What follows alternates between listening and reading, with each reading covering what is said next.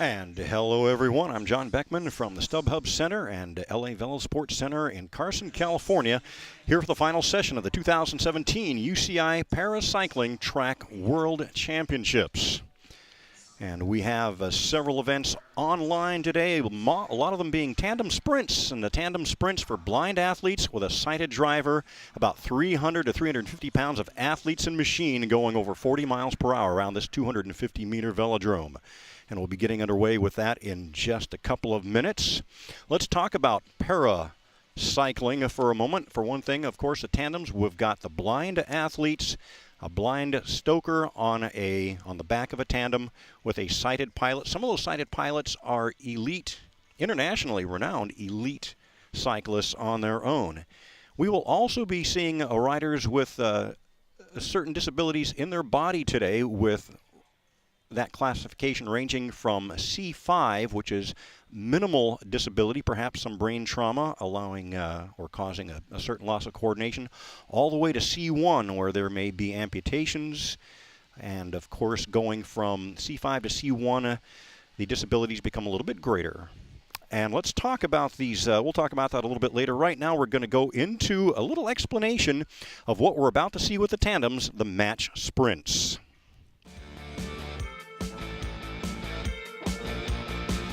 The sprint is a classic short-distance event in which two riders cover 3 laps of the track. Qualification consists of flying start 200 meters time trial. The time trial is followed by knockout heats, fastest versus slowest. From the quarter-finals, the riders race best of 3 heats. Sprint racing is all about the tactics. Riders will sometimes come to a standstill in an effort to make their opponent take the lead, which is the least advantageous position before the final sprint to the finish.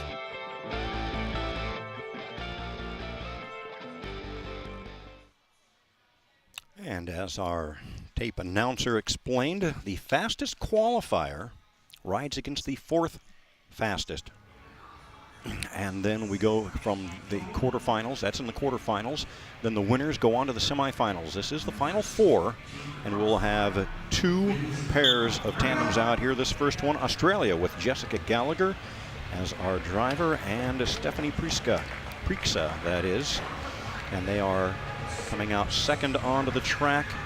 Their opponents from Great Britain, Sophie Thornhill, silver medalist last year in this, and her new partner Karina Hall. And something to note about the British riders is they are changing their pairings this year, so and as Australia is doing. So we've got some drivers that have some experience out here with a new stoker on the back.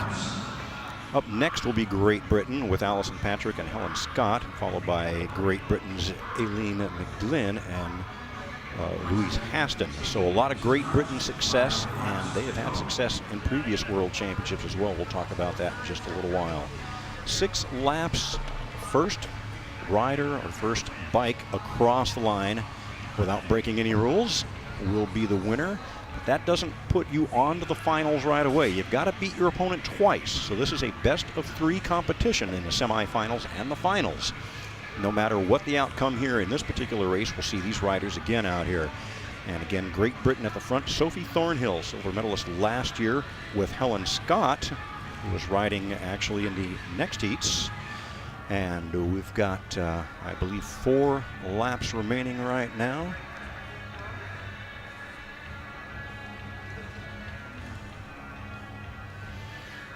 You see that a great deal of caution used in match sprinting. You don't want to just take off from the gun and go as fast as you can because of the aerodynamic effects of cycling, going 30 to 40 miles per hour. Your opponents will just tuck in right behind you, draft, save about 30%. Use about 30% less energy than the riders going fast at the front.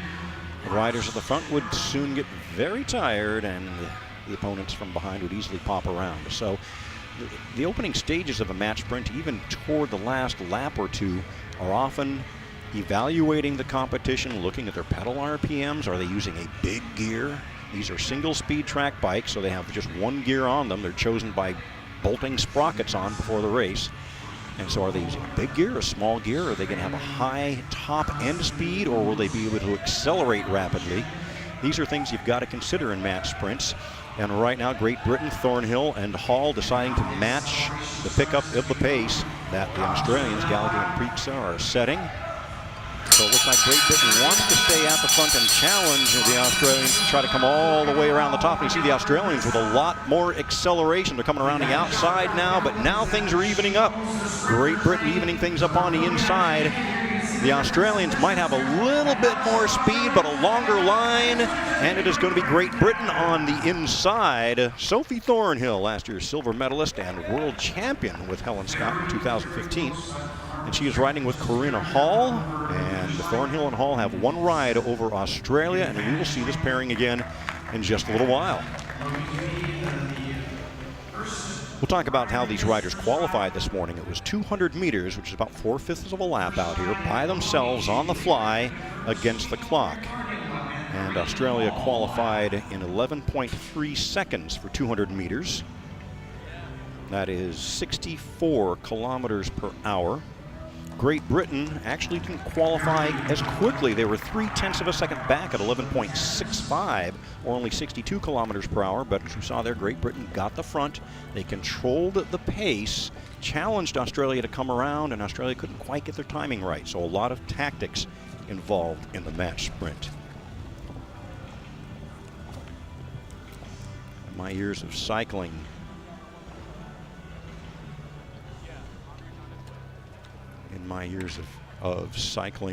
people have said, oh, what is that race where they go really slow and then they go really fast? And this is it.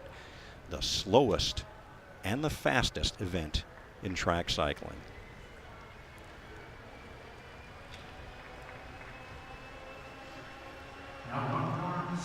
Coming up will be Great Britain.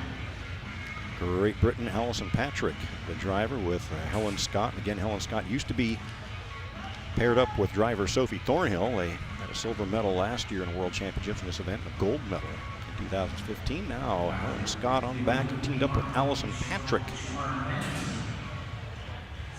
They are paired up against their friends from Great Britain, their teammates Aileen McGlynn driving, and Louise Haston.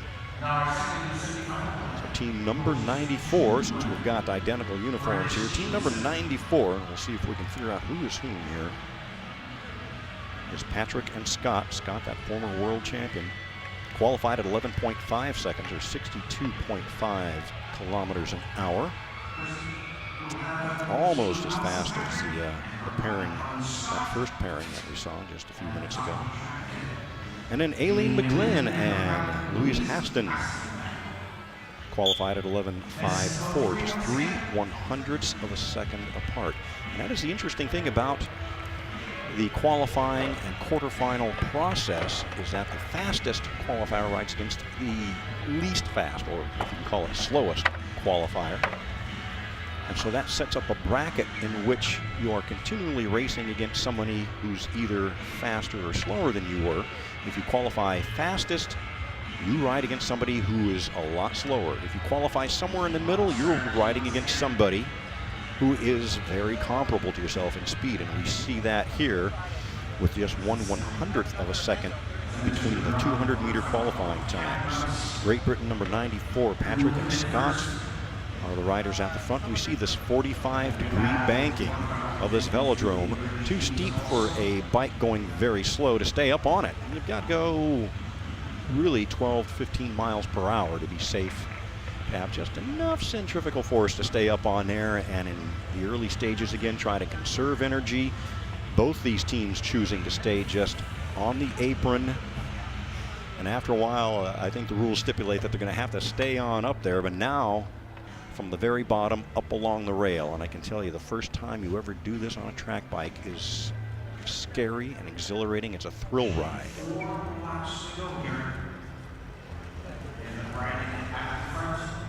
Just a few laps to go. And speaking of thrill ride, too, the speeds, again, 62 to 64 kilometers per hour sometimes, at least in the time trials.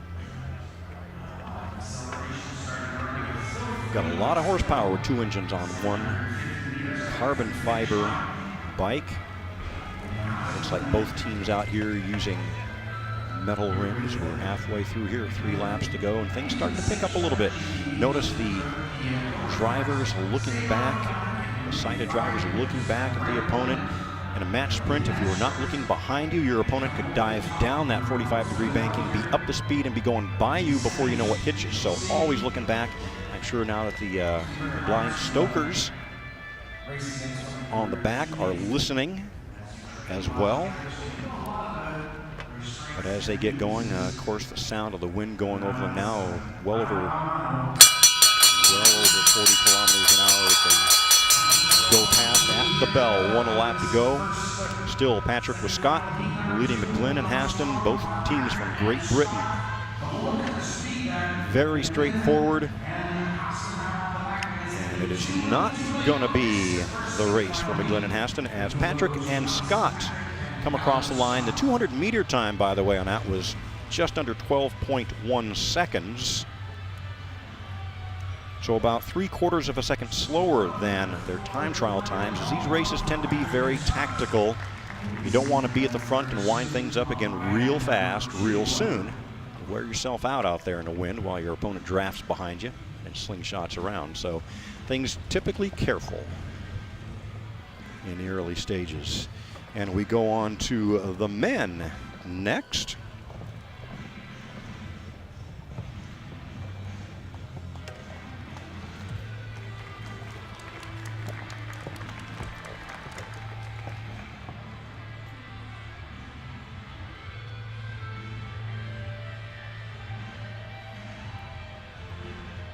And with the men, a similar situation with Great Britain having 2 teams in the semifinals. One of the teams here, team number 3, James Ball and Matthew Rotherham.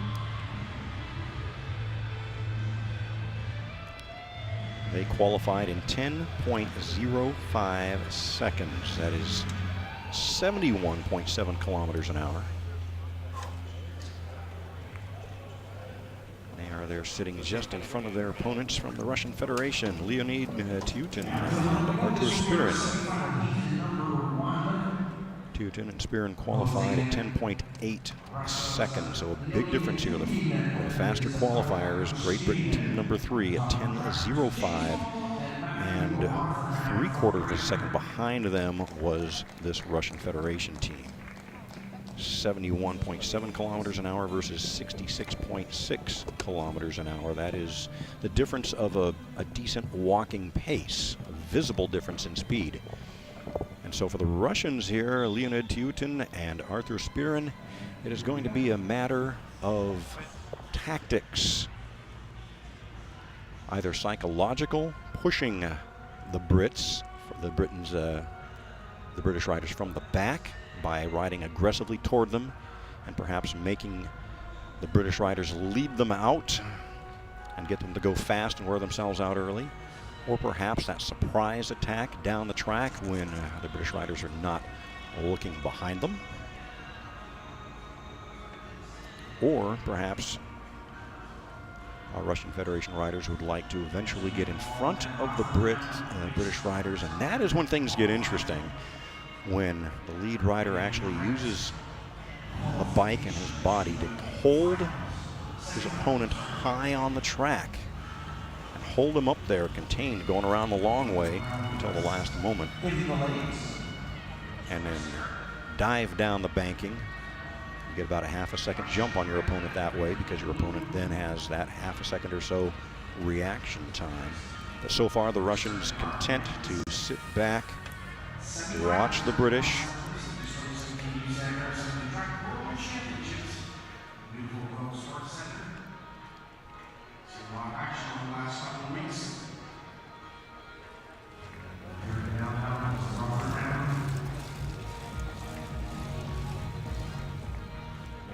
Now riders riding single bikes. There's one rider on the bike, a match sprint out here on this 250-meter velodrome is 3 laps.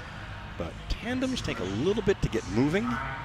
Their maneuvering is a little more ponderous, so they give it a 6-lap event. And you see the Russians going up and down the track. They gained a little bit of altitude. Now they're using that banking to come down over the top.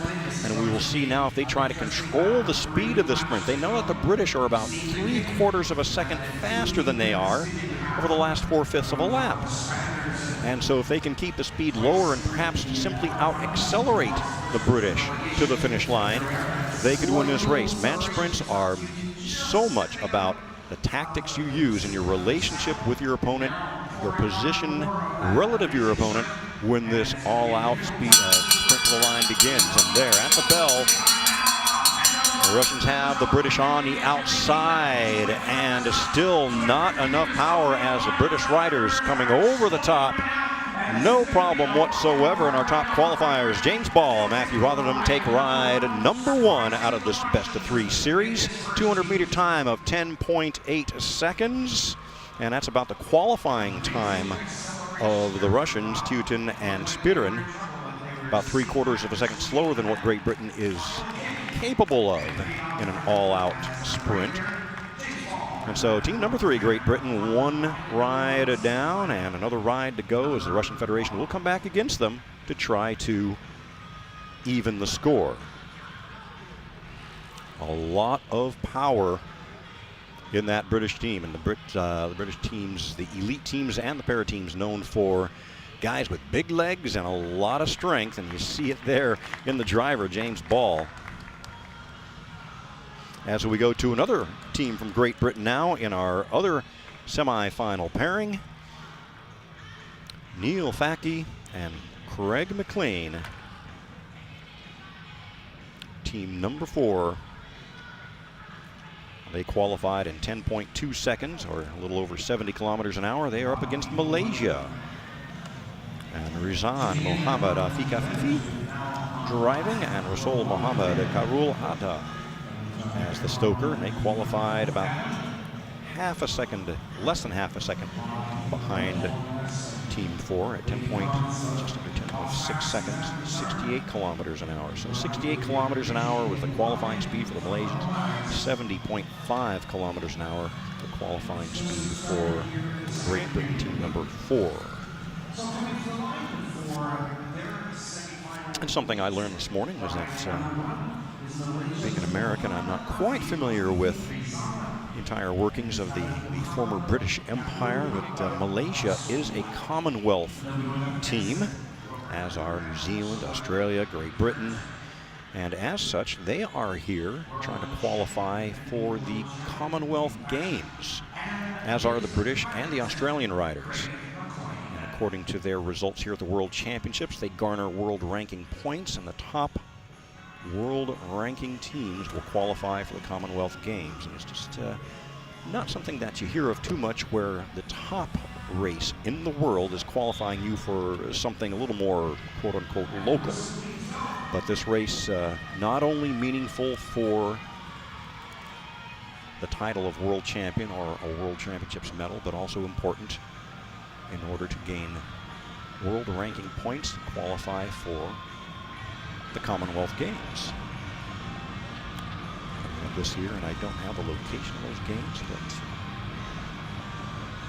all the various parts of the world, of course, throughout the years. At one point, the sun never set on the British Empire.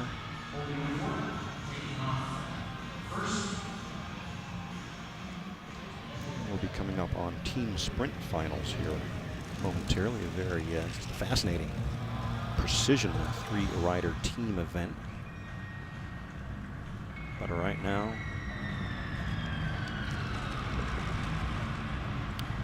utter concentration with the Malaysians there in the distinctive yellow jerseys. With Rizan and so Mohammed Karul Atta listening and watching from the front. Often considered a disadvantage to be at the front in a match sprint. You know, the only time it really matters to be in the front is at the finish line. So the guys from Malaysia having to look back with this team of Faki and McLean are anything like the team of Ball and Rotherham that rode against the Russian Federation previous heat. They've got a lot of power, a lot of acceleration, and great top-end speed. So these guys from Malaysia qualifying about 3 or 4 tenths of a second slower than the British. Staying at the front, going to make the British perhaps go around the long way. And look at this, the Malaysians coming up out of the sprinters lane a bit, trying to make these British guys go a long way around. At the bell, the British using that power, and you can see the success of the British cycling program in elite and para competition. They have developed the most powerful riders in the world consistently, and it shows up here with another Great Britain team. 10.999, just under 11 seconds for the final 200 meters, and that is accelerating during that time. Not up to top speed at 200 meters to go, but still accelerating. 8 tenths of a second off of their qualifying time, but again, we don't expect to see qualifying times in match sprints. About 11 seconds, just about 65 kilometers per hour for Neil Faki and Craig McLean as they simply overpower Malaysia.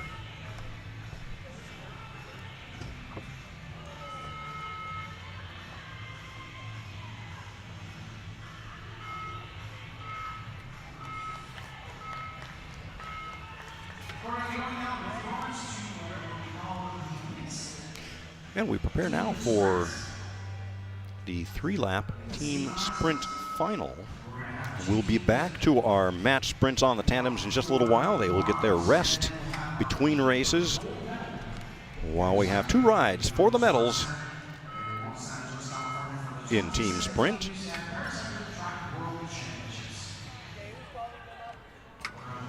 And you are watching the 2017 UCI Paracycling Track World Championships.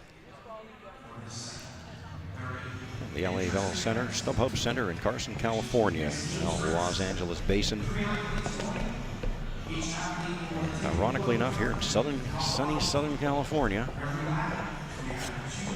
we've got the only permanent indoor bicycle racing track in the United States. So we set up for the 2 teams competing for bronze and 4th place. And our T2 teams will be lined up on opposite sides of the track. The Russian team lining up on the home straight. We call the home straight. They qualified 3rd fastest in our qualifying rides this morning, and so they will be riding for 3rd and 4th. Qualified 3rd fastest at 52.45 seconds for 3 laps. Czech Republic qualified 4th at 55.35 seconds, so 1/10 of a second faster than Russia. The fun thing about the team sprint is that only 1 rider has to go the entire distance. This is kind of like a rocket launch when you have the first stage, that booster stage, getting everything up to speed and up to altitude, and then it launches succeeding parts of the rocket until you're finally into orbit, lightening the load as you go. Here we will have 1 rider starting. The other riders want to get right on his wheel, get into that draft, be protected from the wind by using that first rider as a wind block, and bide their time until it is their time to break through the wind for their opponents, for their teammates, excuse me. So a lot of precision. The team has got to get together quickly. There's no time to lose in getting coordinated out there. You've got to get together quickly. It's only a 3-lap race. And basically in these finals, the first team to finish will be the winner. First rider is pulling up and away, and they have just about 15 meters in which to do that. If they pull off too soon or too late, the team is disqualified. The ride is for nothing. And we see now our Czech Republic, Ivo Koblasa, Jiří Ježek, and Jiří Buska, the team that started there. We are down to the final rider. And somebody's going to have a bronze medal here in just a second. And it looks like Russia makes it plain at 52.345, 52.345, a tenth of a second faster than their qualifying ride this morning. And we'll have the time for Czech Republic here in a moment. I think it was a 54 and change.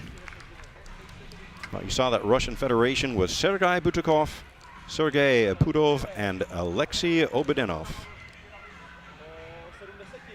finishing first. And Batukov, the only rider returning from to World Championship competition from last year, where the team he was on with two other riders finished fifth. So he moves up to a bronze medal this year. Fourth place for the Czech Republic of Ivo Koblasa, Jiří Ježek, and Jiří Buska. And we'll go on to the final for gold and silver now between the United States on the home straight, qualifying fastest this morning at 51.22 seconds. That's over 53, or just about 53 kilometers an hour. They were fourth place last year with all of these riders: Jason Kimball, number 50, Joseph Berenier, number 49, and Christopher Murphy, number 86. Spain on the back straight, qualifying second this morning at just under 52 seconds, just about 52 kilometers per hour.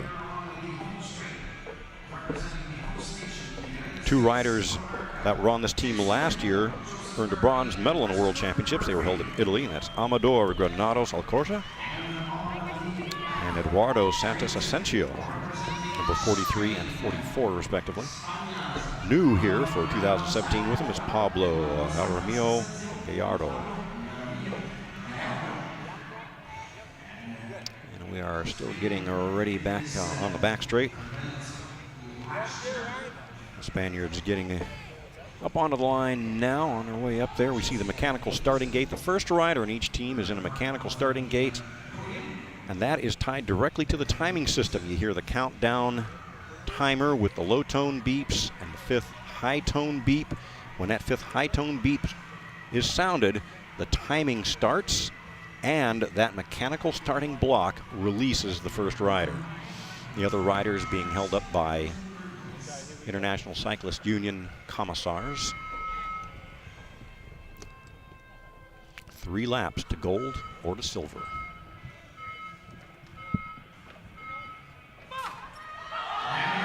And again, you don't have any time to discuss the start. You've got to get things into place. Jason Kimball leading out the United States.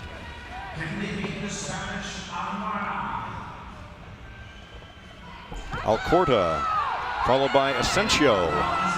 And those two riders are off. Joseph Berenier taking over the United States now. Eduardo Santos Asensio for Spain. Qualifying times were 0.7 of a second apart. You know, you can always change things by having a better second ride. Still pretty close here. The United States with a bit of a lead. The United States fourth place last year are world champions this year unofficially at 50.654 seconds, over half a second faster than qualifying. Spain at 52.8, I believe it was, and my displays are going away pretty quickly here, but a 1.5 to 2 seconds difference.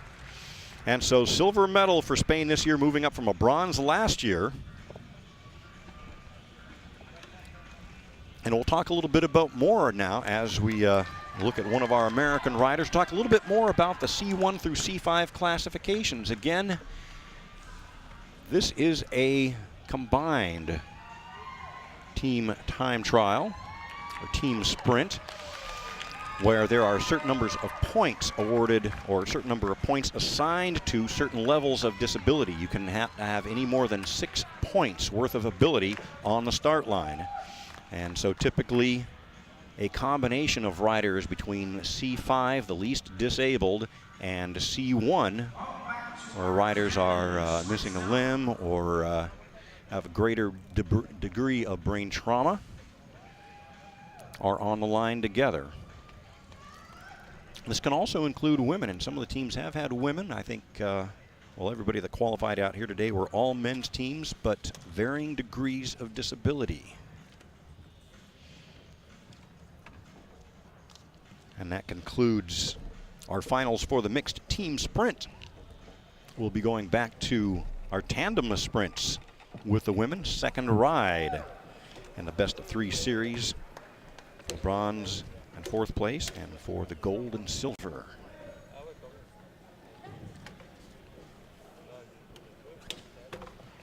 Again, getting back to our women's tandem sprints. We have semi-final heat. Number 1, defending world champion Jessica Gallagher, number 90. And Stephanie Prixa, Stoker. These are new partners this year for our British teams and Australian teams. Jessica Gallagher of Australia with Stephanie Prixa, our defending champions.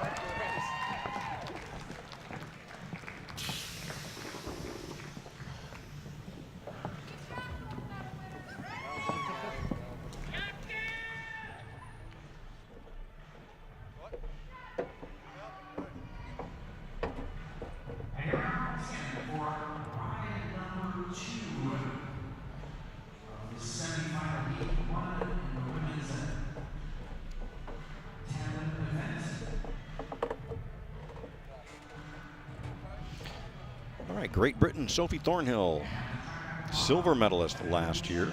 It's Jessica Gallagher, so kind of a re-ride, a rematch in a way between our 2 drivers. Thornhill of Great Britain with Karina Hall, her new partner, won the first race.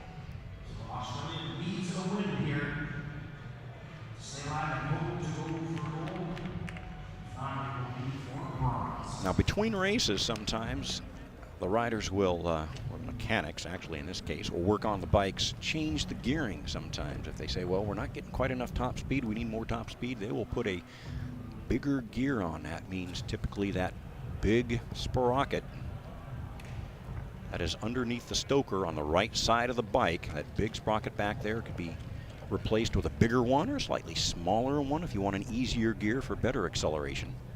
But the gear is very important. But on a track bike, a track racing bike, there are no multiple gears. The bikes do not coast. There's not a little clicking freewheel back there. As long as the wheel's turning, those pedals are going around. And there are no brakes, which makes a lot of fun. There's not much out here to stop for. But these are the simplest incarnation of a bicycle, a chain-driven bicycle. And a lot of the original chain-driven bicycles, 100 years ago approximately, they were driven by chain. They did not coast. They had no brakes. And we're still with them, except these are made out of carbon fiber and titanium. Are aerodynamically designed. They are also very stiff when you've got a combination of 300 pounds or more of riders standing up accelerating on them. They are built very strong, engineered very finely. We notice that both teams are riding a solid-looking disc wheel on the back. That is a foam, kind of a hard styrofoam core with carbon fiber. A disc of carbon fiber on each side. And that cuts down on wind resistance. Spokes whirring around in a wheel create a lot of wind resistance. And so you take away some of those spokes.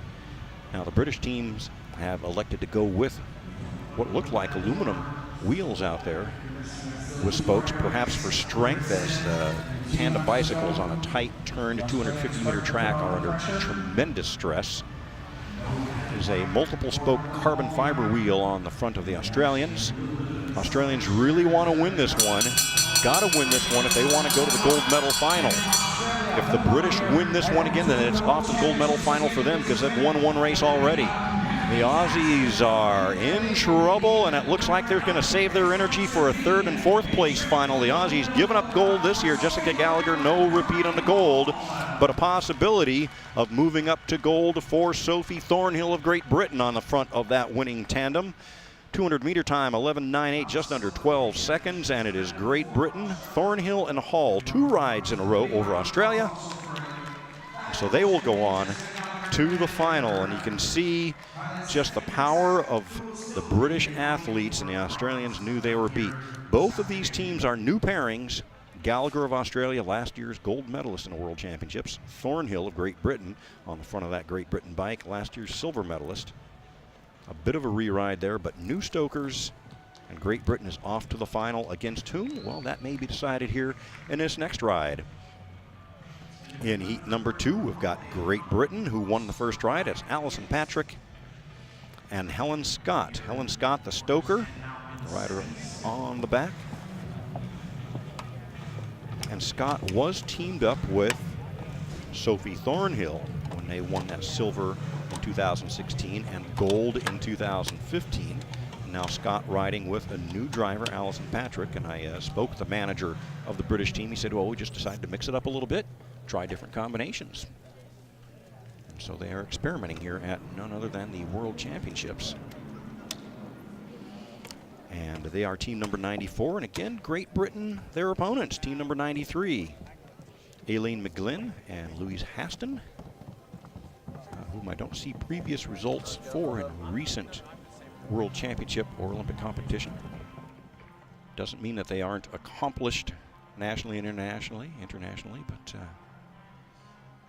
we know that Helen Scott, the stoker on the number 94 bike, was world champion along with Sophie Thornhill on the previous heat. They were world champions in 2015, silver medalist in 2016. Helen Scott, 94, on the back of the bike with a new driver, Alison Patrick.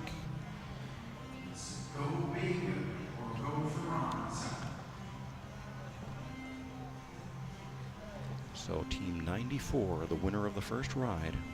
Team 93, McGlynn and Haston, want to win this one to tie it up and force it to a tiebreaker. Third ride a little later on in the program.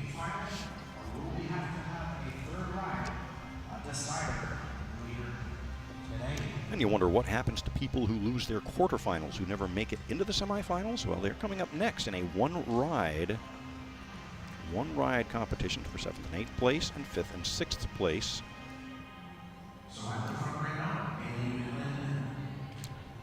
And then if any third rides are necessary here for these semifinalists, we'll have that third ride before going on to the next ride for 5th and 6th place for the men. So the women will be competing for 7th and 8th and 5th and 6th shortly after this ride here. But right now, who is going to face team number 95 Great Britain, Thornhill and Hall, in the final for gold and silver? Will it be team number 94 out here right now, who won the first ride? Or will it be team number 93? If 93 wants to go on to that gold medal final, they're going to have to win this one to tie it up and then win the tie-breaking ride. 93 at the front, McGlynn and Haston. Riders watching and listening over their shoulders for their opponents. A little bit of a whir of the chain, some tire noise, perhaps breathing. You hear where they are. McGlynn, the driver, having to look back over her shoulder past Haston.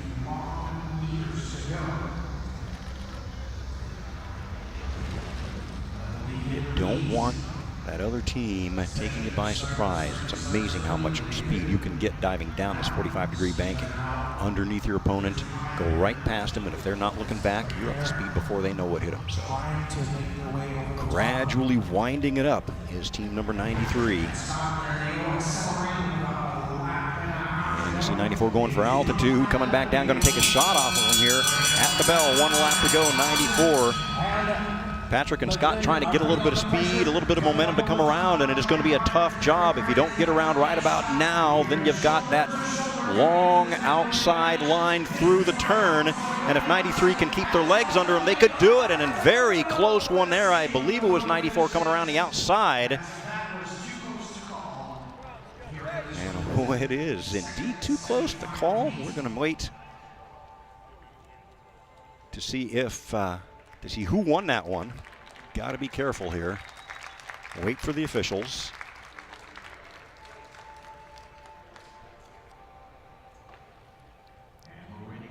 They're showing right now that it's going to be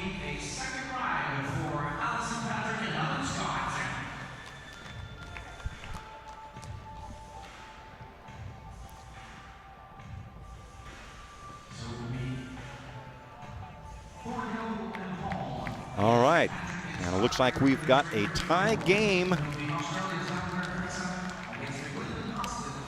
with Team 93 holding them off, barely holding off Team 94. 93 docked that inside line. And we will see Great Britain's Aileen McGlynn with Louise Haston still alive here, and a shot at getting into that gold medal final. They will face Allison Patrick and Helen Scott one more time to see who goes on to that final for gold and silver against their Great British teammates, Thornhill and Hall. The losers, by the way, of each of these pairings will go on to face each other for bronze medal and fourth place in our finals later this afternoon.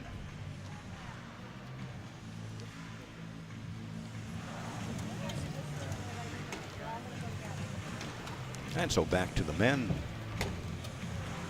When we last tuned in, it was Great Britain, James Ball with Matthew Rotherham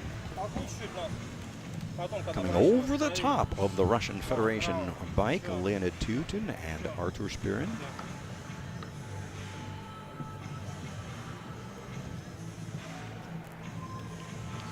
So Great Britain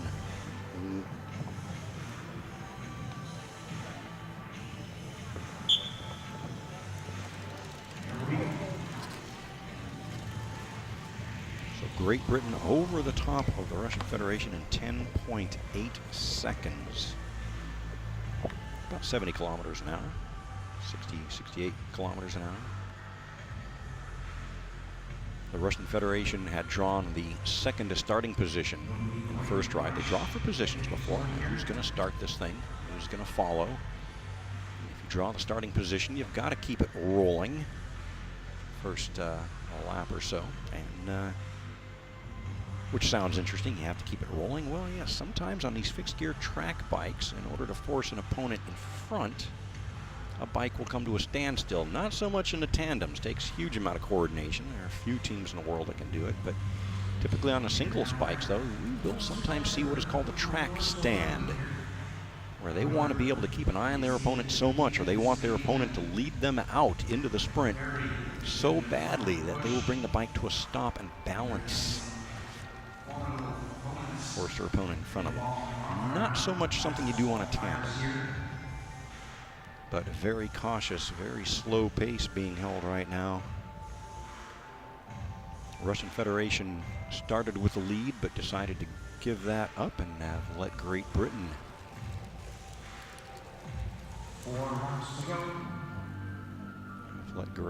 come to the front, following them fairly closely. Underneath again. A rider, pilot will evaluate and reevaluate a situation sometimes and decide to come back or go to the front. The British want the front. They won the first ride coming over the top, coming from behind the Russians. They qualified almost 8/10 of a second faster than the Russians, and I think what they want to do here is minimize their exertion, just control the ride. They've got to be confident that they can take this one 2 in a row and go on to the gold medal final against the winner of the next pairing. Just a matter of not having to push it all the way over the hump going around the Russians, but just keeping a low line now, more direct line to the finish. And at the bell, Great Britain with a decisive advantage over the Russian Federation. And it is James Ball, Matthew Rotherham, leading it out. 200-meter time of 10.7. A little bit faster, actually, than their winning time in the first ride, but it's all just statistical at this point. Kind of fun to see how fast they're going, about 66 kilometers an hour. For James Ball, Matthew Rotherham on to the final, the gold medal final against the winner of the next pairing. The Russian Federation will ride for bronze.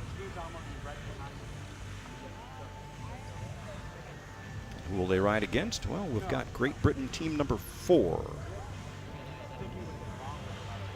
That Great Britain team, Facky and McLean, with a power similar to what you're seeing right here with Ball and Rotherham in his replay.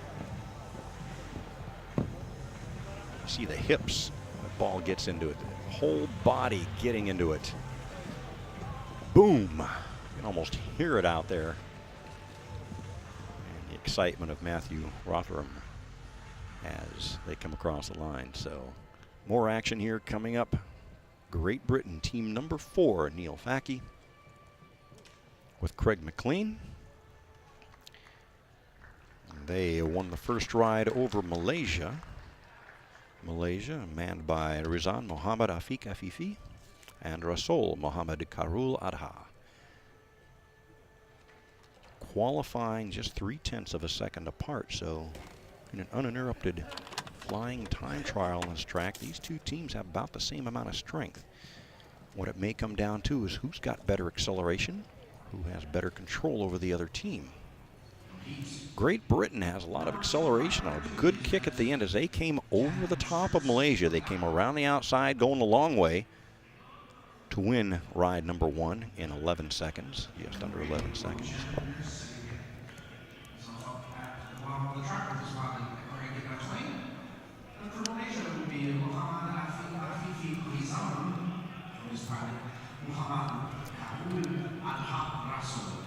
In the first ride, Malaysia had drawn the lead, and so in the second ride, Malaysia will leave the line. They line up higher and leave the start line just a moment after the British team.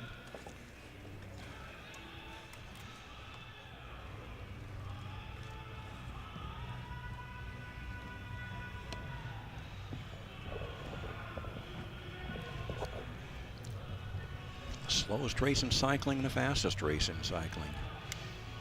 In order to get there to the fastest, you've got to conserve energy. You've got to watch your opponent. A lot of people call this a game of cat and mouse, and indeed it is. You game theorists out there will look at perhaps the psychological aspects of how you might intimidate another team. You may make another team think that you're going to make a move. Right now, patience is the name of the game as the Malaysians content to not step on the gas and waste energy early on. They've got their eyes on the British. Very content here just to keep it at low speed. Sometimes we'll have a race go like this almost to the final lap and then just a contest of acceleration. You have perhaps a smaller gear the mechanic has put on the bike, an easier gear to push, which will be easier to accelerate in a very short sprint, just a lap or lap and a half for these tandems. Could out-accelerate your opponent. They never get a chance to come around you.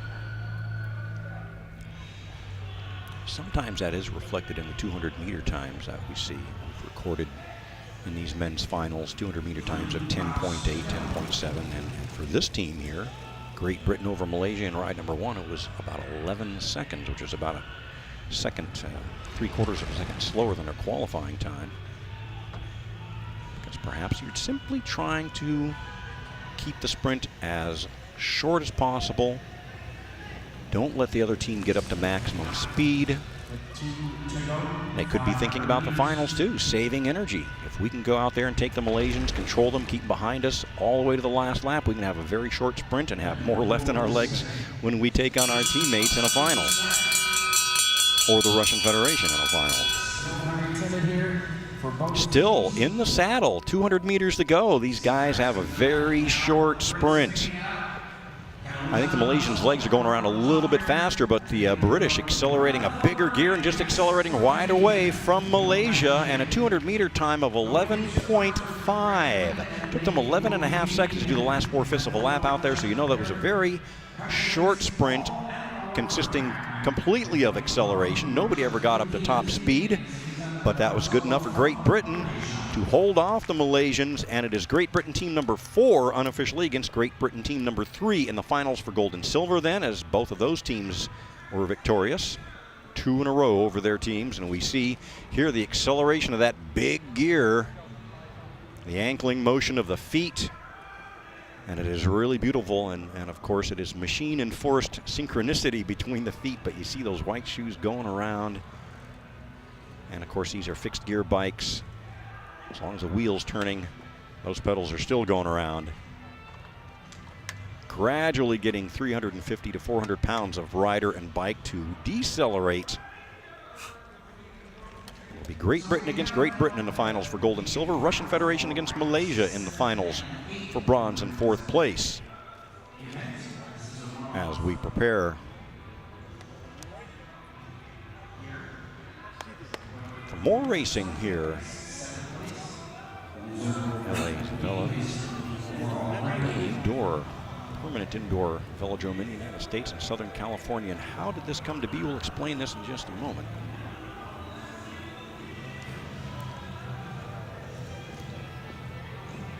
All right, we are going to the women's sprints now. The riders who were eliminated in the quarterfinals are matched up by the qualifying times. 7th and 8th place on the line right now. You're not out of it. If you lose the quarterfinals, you still get to race for thrills and glory.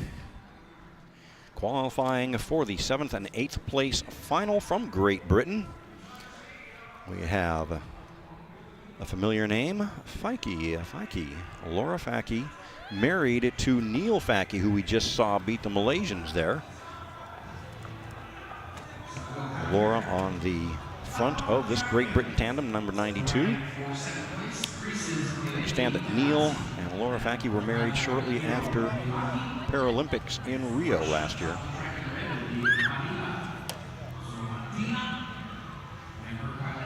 So Laura on the front, Hazel McLeod on the back. That Great Britain tandem will lined up lowest on the track. They will be leaving the line just a little bit before.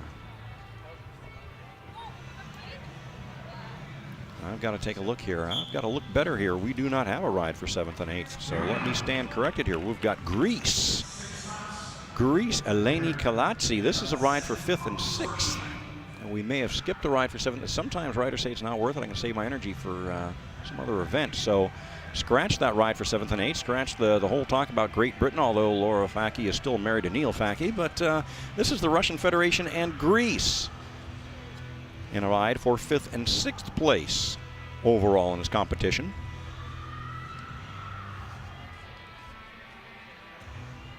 And one ride does it here. No best of 3. I want 5th place in the World Championships. You got to win this one ride right here. And for Greece in the blue jerseys, number 96.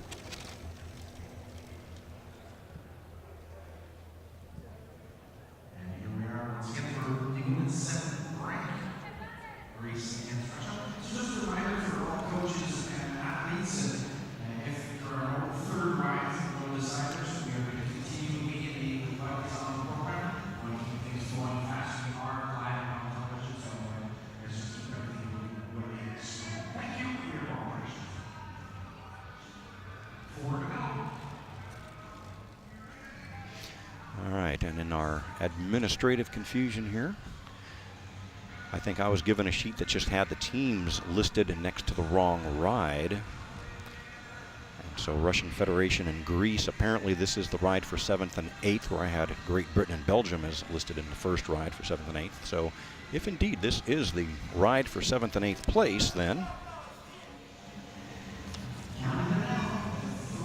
I am told that it is. And so scrap the confusion. Apparently we will see Great Britain with Faki and McLeod and Belgium, Hoet and Monsieur, in the race for 5th and 6th. This is the ride for 7th and 8th between the Russian Federation and Greece. And so I just have a sheet here that is just reversed on that. Sorry about that. Slightly by Russia. Our Greek team in blue. Number 96, Eleni Kalatsi, and her stoker, Argiro Milaki, 5th place in the World Championships last year with a different partner. The Russian Federation was 8th place last year. Maria Solomatina, our driver, was 8th place last year with a different partner. Her stoker out here, Irina Perfilova.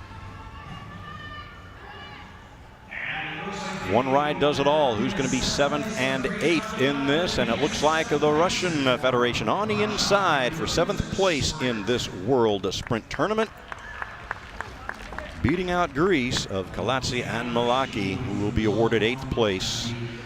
And world ranking points are why these riders are really out here. No podium appearance, no medals, but world ranking points. So just like that, one ride and it's over. And so now, if I am, take a look at this, the Russian Federation powering over the top, and these tandems don't accelerate quite like a single bike does. So once you get them moving, you just got to get them rolling and keep them rolling. And a really good kick. This is what you call a good kick in cycling. We have a great finish because it takes so much energy to accelerate the bike. The legs can go maximum effort for about 10 seconds. After that, they start to lose strength.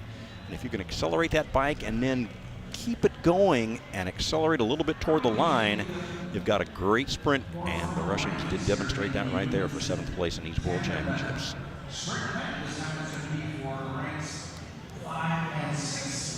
All right, 5th and 6th place on the line now. Great Britain, we talked about Laura Faki, married to Neil, who we saw racing in the men's tandems here a little while ago, and we'll see him racing again. Team number 2, Faki, the driver, Hazel McLeod. And they are with Belgium. We see Griet Hoet, the driver, and Anneleen Monsieur, 7th place in 2015. My information shows here that our stoker on that Belgian tandem, Anneleen Monsieur, 7th place with Griet Meskens. She's up here with Griet Hoet, or Hoe. Maybe the same lady. Riders get married and their names change. And so perhaps our driver and stoker were together since at least 2015. But one way or another, they are together here. And we'll see how together they ride. It takes a lot of coordination to ride the tandem, a little bit of verbal communication. Very experienced tandem team will have a feel for each other. When one rider starts to accelerate, the other rider feels it. And you see the Belgians accelerating here high on the track. Great Britain working to catch up. Sometimes, and it's still fairly early in this race, they've got a couple laps to go. Sometimes a team will fade back and tempt another team into going early, knowing that that opposing team at the front probably doesn't have the strength in their legs to keep the speed up. And we'll see if Great Britain has baited Belgium into going too early, but this is a huge gap to make up. 5th and 6th place on the line. British still chasing the Belgians from a long ways back.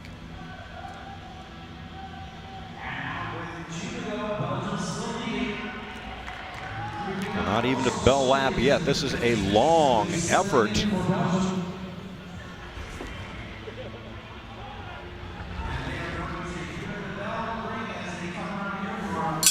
Typically for a sprinter, 15 to 20 seconds for top effort. And these guys, these riders out here basically doing a time trial now.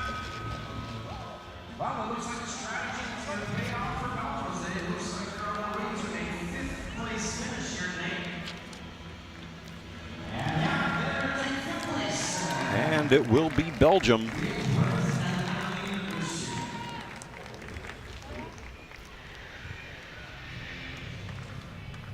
For 5th place in the World Championships. For tandem sprinting, sight impaired stoker, fully sighted driver. Great Britain will settle for 6th. for 5th and 6th place in the men's tandem. Who is the third rider in the semifinals?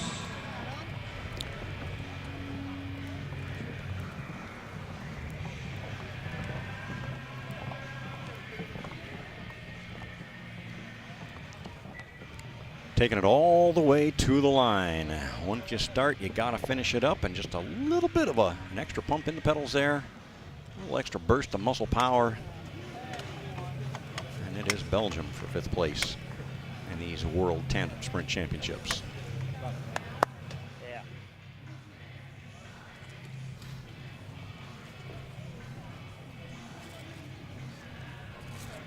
All right, 5th and 6th place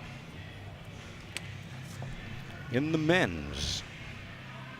So here I believe we do not have a 7th and 8th place being contested, and that has been confirmed. So rest assured, folks, I've got it straight on this one. Ireland and Spain. Ireland qualifying at 11.1 seconds this morning, 64.8 kilometers an hour. Martin Gordon and Eamon Byrne. These riders had practiced 7 times together before getting on the track this morning to ride 200 meters and a quarterfinal. So the men in green just getting to know each other.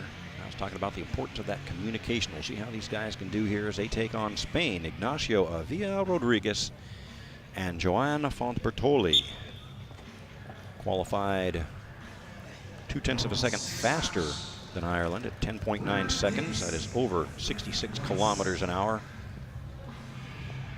And the individual flying time trial this morning over 200 meters. There's the 200-meter line. They just went past that white line in the middle of turn 1 and 2.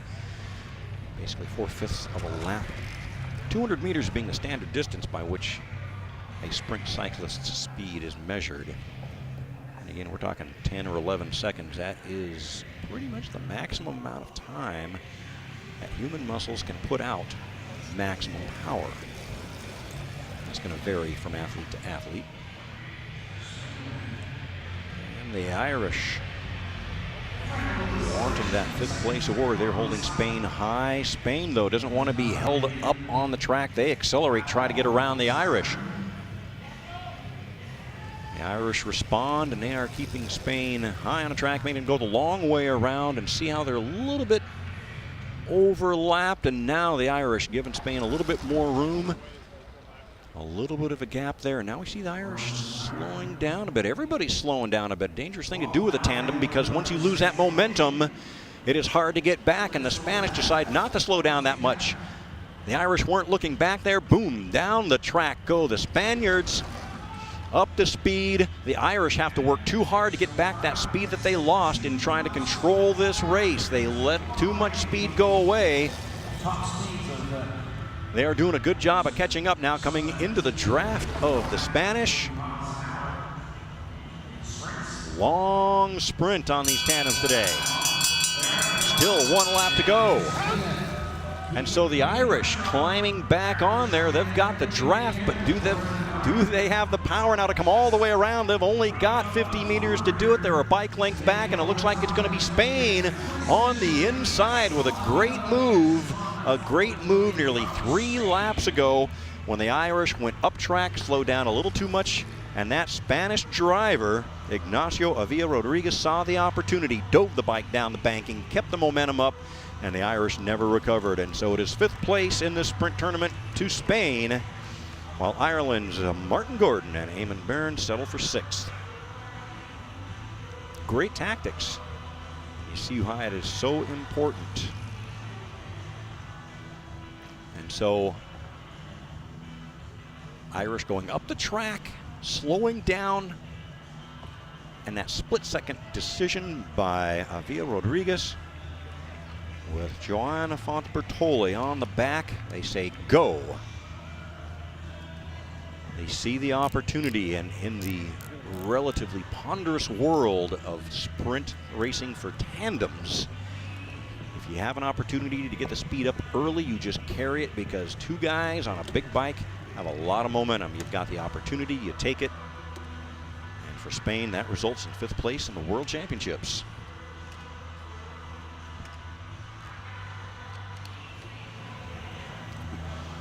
All right, coming up next should be women coming back for the finals.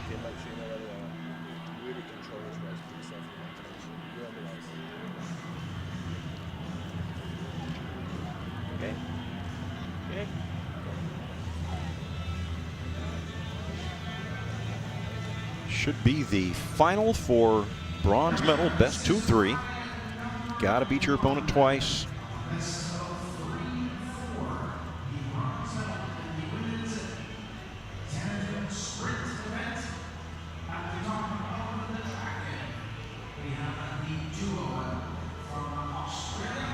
So Great Britain with Australia. This is the battle for the bronze.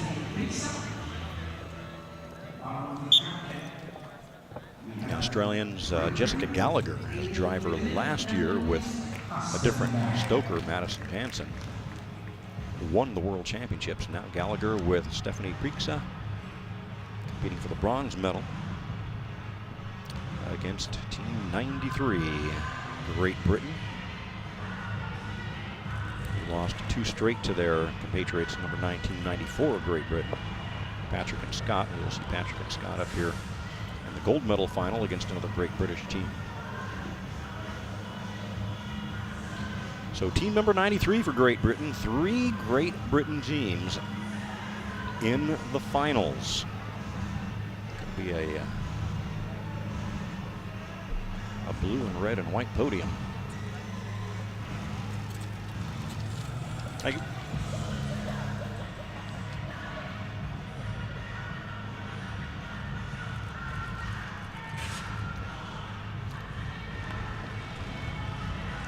So in this final for bronze and 4th place, these were the riders who were vanquished in the best 2 of 3 series in the semifinals just minutes ago. Australia's Jessica Gallagher, former world champion. Her stoker, Stephanie Prixa. Australia, white with yellow and green, number 90. Great Britain, team number 94, Alison Patrick and Helen Scott. Scott, a former world champion when she was teamed up with Sophie Thornhill. But Patrick and Scott, number 94, Great Britain. And I'm going to correct myself here. Number 93, excuse me, this is the final for bronze medals. So Great Britain, Aileen McGlynn and Louise Aston. Sorry for the confusion, folks.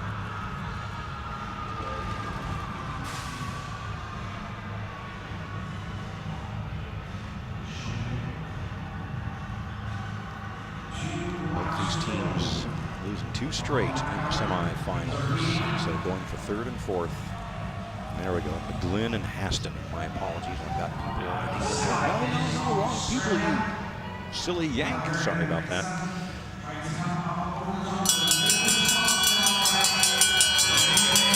As we've seen so often out here in the match sprints, coming around, following the opponent and then blasting around.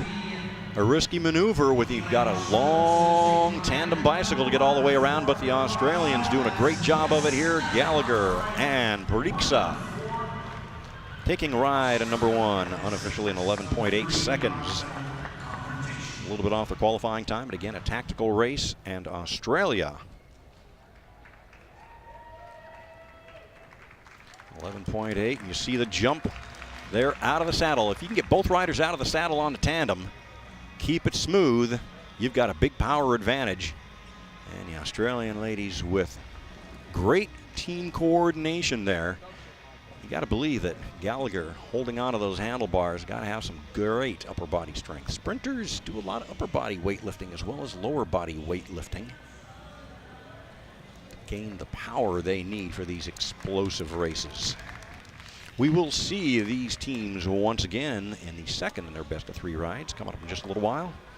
Right now, the first in a best of 3 series for the gold medal between 2 teams of Great Britain 2015 world champion Sophie Thornhill with her new partner Karina Hall.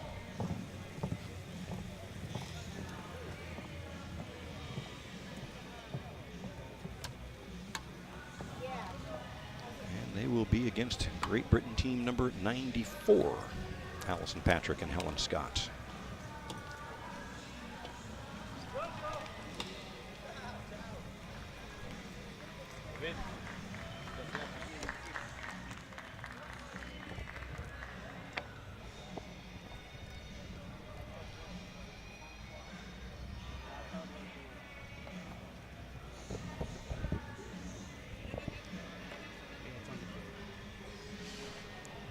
You notice some of the riders strapping into their pedals. Most of the pedals used now are a little bit like downhill ski boots. You click into them, click into those bindings, but some of our track riders would prefer to put the old-fashioned leather toe strap over the top of that just to feel more secure. And we'll have them going in face-to-face.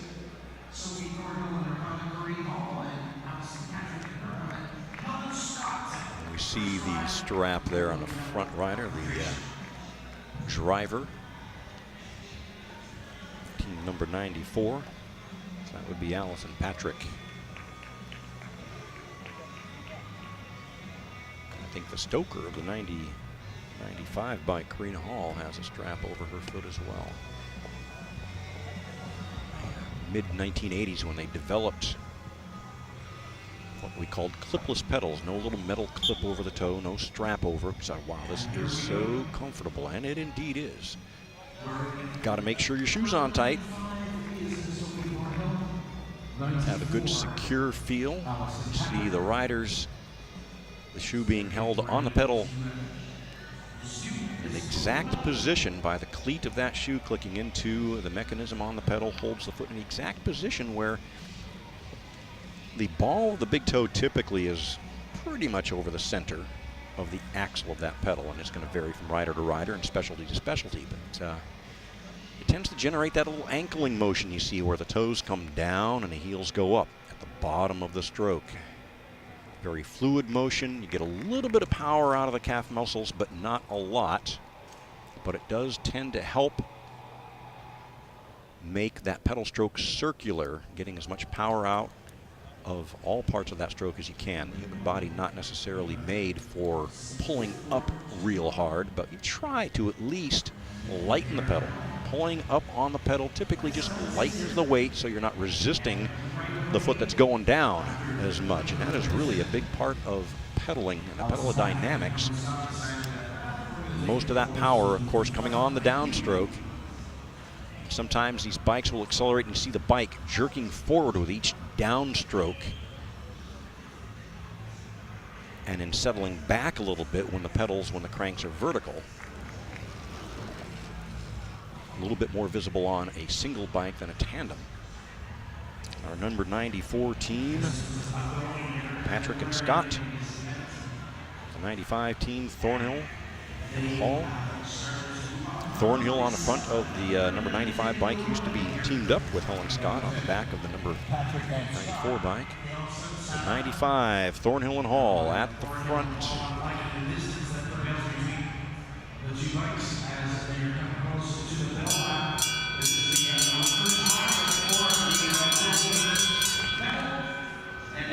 Now they're at the front. And again, classic. This is getting to be almost a routine out here in these sprint championships of starting at the back, coming over the top around 1.5 to 1 lap to go. And it looks like 95 in ride number 1, 200-meter time of 12.2. So Sophie Thornhill driving, Karina Hall, her new stoker, take ride number 1 against their British compatriots, Alison Patrick and Helen Scott, ride number 1 of these finals for the World Championship jersey. And we will be back with the bronze medal ride, Australia and Great Britain. Great Britain's here in just a moment as we watch 2 finely matched British teams with that ever-powerful team of Thornhill and Hall making their way over the top of Patrick and Scott.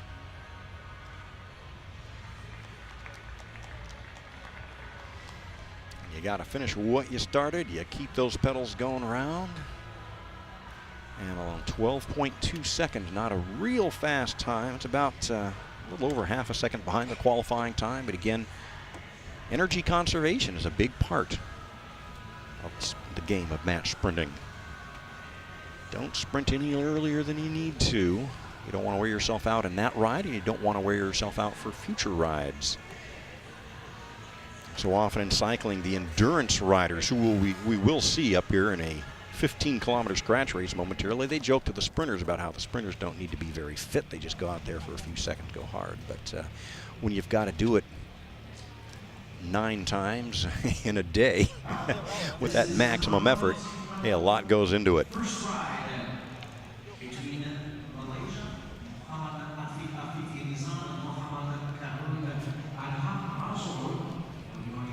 and now to the men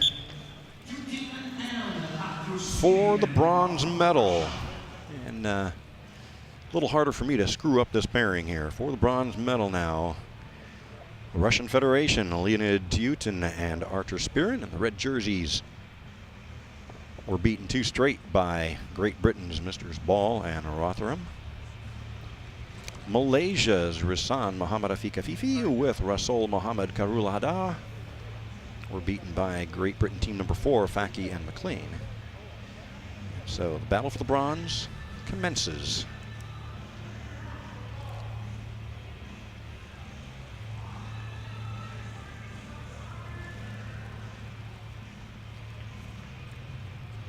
Up next will be the gold and silver medal first ride between Great Britain's Ball and Rotherham and Great Britain's Faki and McLean. Right now, Russian Federation. Leonid Tyutin and Artur Spirin. Just watching cautiously. They don't have to crane their necks, look back at anybody, but a lot of rubbernecking being done there by Rizwan Muhammad Afiq Afifi of Malaysia, and his vision impaired stoker Rasul Muhammad Karul Abda listening carefully.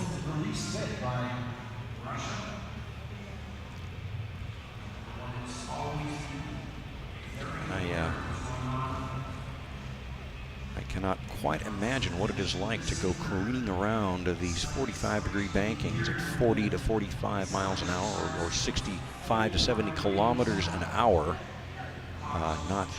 Not seeing, but you know, the stoker has a lot of faith in the driver of a tandem, whether or not you're sighted.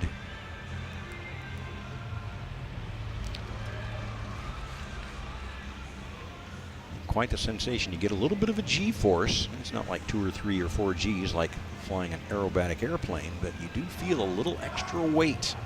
You're going through these tight turns, and the bike is leaned over on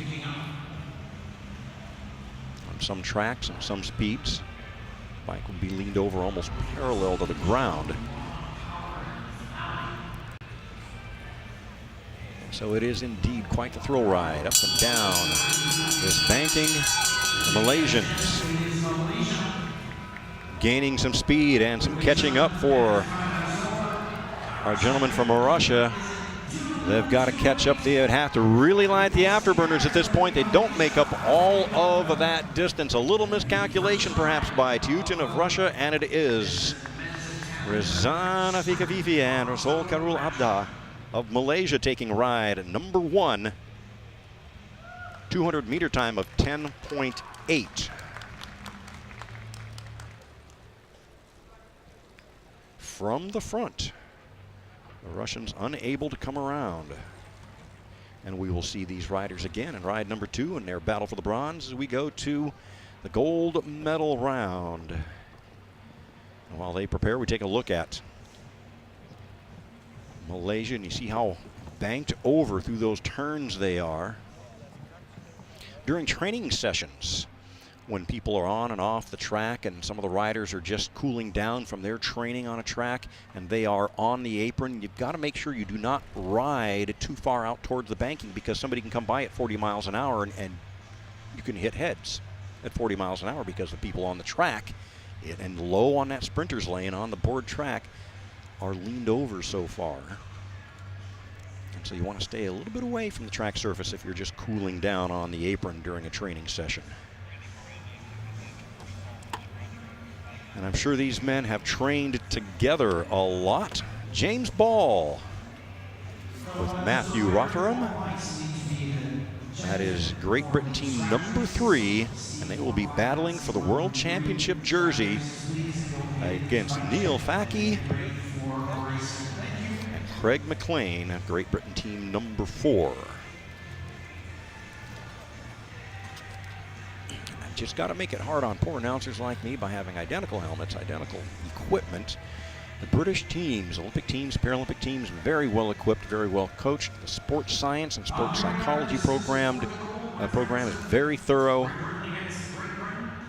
And a push at the grassroots level to popularize the sport, to build that talent base, and boy do they ever. In the Olympics and Paralympics, Great Britain has been dominant or close to dominant for at least 8 years now.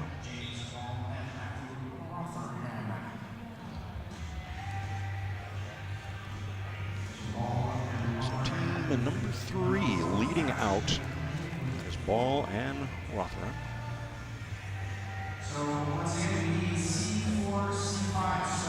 What do you do when you know your opponent inside and out? When you've ridden against them in training, in national competition. What kind of new tricks can one come up with? Just have to wait and see.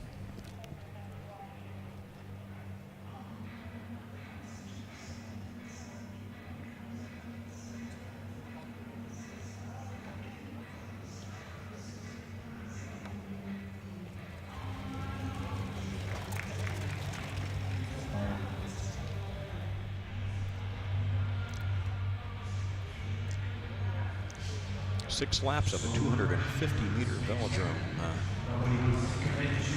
It's a pretty long race, and the dynamics of match sprinting typically crank up and get pretty interesting in the last half of such an event.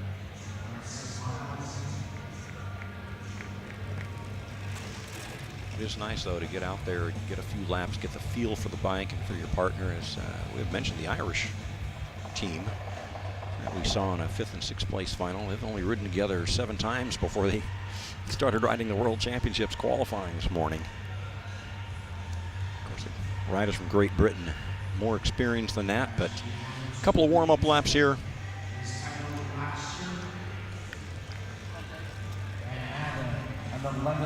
Team number 4 going for some altitude there. As Neil Facky guides the bike up and down the track, playing a little game there. And now it looks like they slip underneath.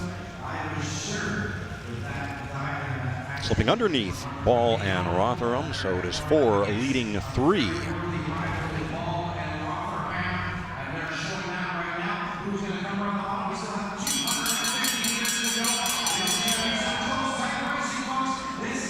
3 doing a pretty good job of fighting back, though. Do we see, though, team number 3, James Ball, guiding the bike back down behind 4 into a draft, trying to slingshot around, but it is not going to be enough time to come around. A big, long tandem, and team number 4 for Great Britain takes ride number 1 in this pursuit of gold.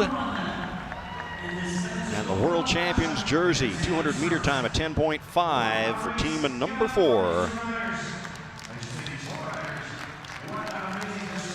So some time for rethinking by Neil Facky and Craig McLean, and they may have to come up with a different strategy to try to tie it up in ride number 2 if they want to win that coveted World Championship rainbow jersey.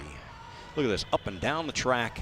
Control now being exerted by Facky and McLean, holding Ball and Rotherham high, fading back.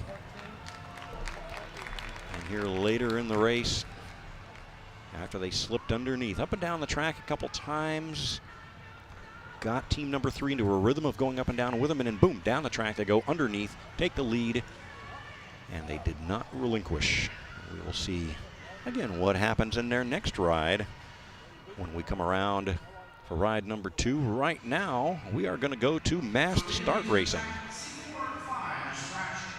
15-kilometer scratch race. That is 60 laps. The endurance men are taken to the track next here at these 2017 UCI Paracycling Track World Championships. Coming to you from Carson, California. The StubHub Center and Velo Sports Center. The velodrome here, built around 2003. And actually it replaced the 1984 Olympic Velodrome, which was built on the same general chunk of land, and we'll talk about that in a little while. Right now we see a lot of riders lining up. This is the scratch race.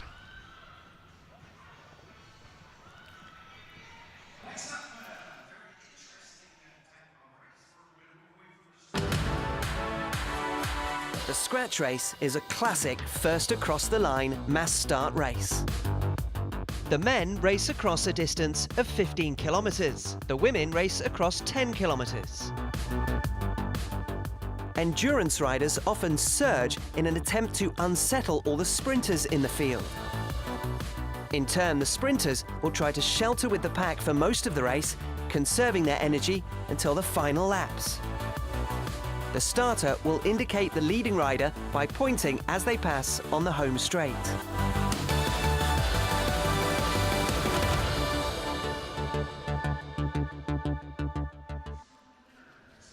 Indeed, straight out bike racing. Easy enough to understand. First rider across the line, as long as all the rules are followed, will be our world scratch race champion. This category, by the way, is C4 and C5, which are a moderate to mild disability class. And some of the riders included in this include our defending world champion Kyle Bridgewood at number 60 of Australia. He was ranked second in the world overall when you combine all of the World Cup and international events, short events, long events. Bridgewood. Alistair Donahoe of Australia is also here, and in Rio, actually, he was going to win the road race, an endurance event, multi-geared bikes outside. He crashed 100 meters from the line, ran to the line, crossed the line first, but without his bike. It's a bike race. You've got to have a bike. You lost the Olympics that way. But he was our scratch race champion for the entire world in 2015. Silver medalist last year. So a couple of the riders to watch out for. Number 80, Alistair Donahoe of Australia. And his teammate, number 60, Kyle Bridgewood of Australia. We've also got in here a rider from the United States, Jason Mackham, host country. Christopher Murphy, number 86. Got a great road rider in here from the Czech Republic, number 63. Ranked 6th overall in the world in road racing for the C4 division, Yuri Jacek, number 63. And as we heard on the tape, the gentleman explaining the endurance riders trying to make things long and tough for the sprinters. I would expect to see riders like number 63, Jacek, keep things fast out there. He's an endurance rider, one of the best road racers in the world, over hill and dale for dozens of miles at a time. This one, 15 kilometers. Unlike the 100 kilometers or so you'll see in a road race.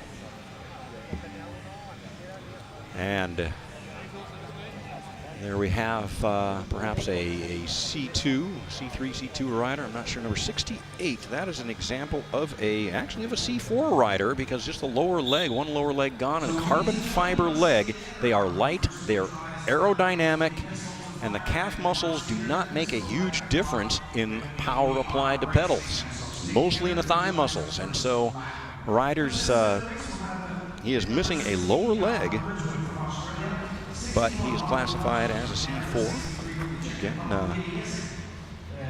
not all that disabled. And of course, I don't think these athletes see themselves really as disabled. They're just, this is them, this is their life, it's their body, and you see what they do with it. They race in the world championships, and they are, a lot of them, almost as fast as our elite athletes. such as the elite Olympians who were here in Los Angeles last week for the World Cup competition. And so scratch race, 60 laps to go.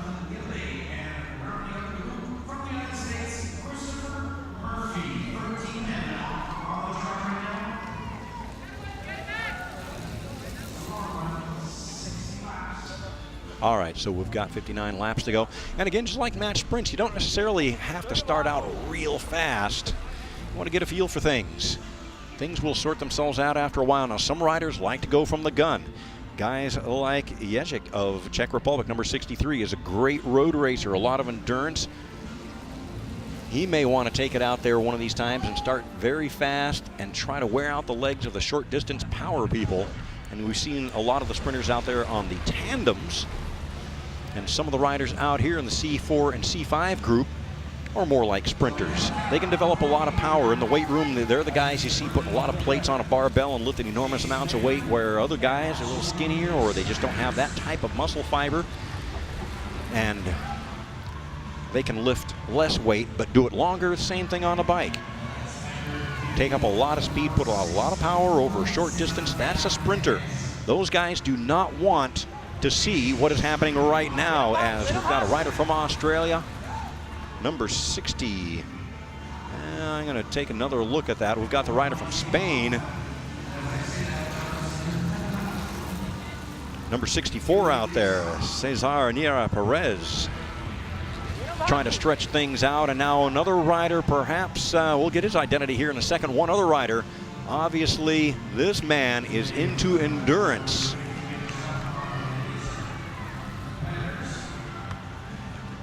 And I think that is our Great British rider, Great Britain rider, Jody Cundy. He actually won the 1 kilometer race here, which is only 4 laps of this track against the clock. That is a power event with some endurance mixed in, and yet he is ranked number 4. He is ranked number 4 in track racing as well. So it shows that he has a lot of versatility. And right now, our kilo champion, 4-lap time trial champion, on the attack. And he is joined by a number 81. I think that is Cesar Lauro Cheman of Brazil.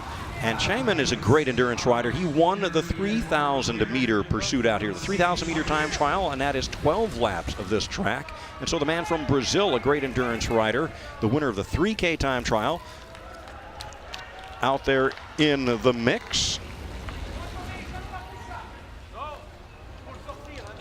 And things could change rapidly as the riders now communicating with each other. We're settling into 3 riders in that breakaway.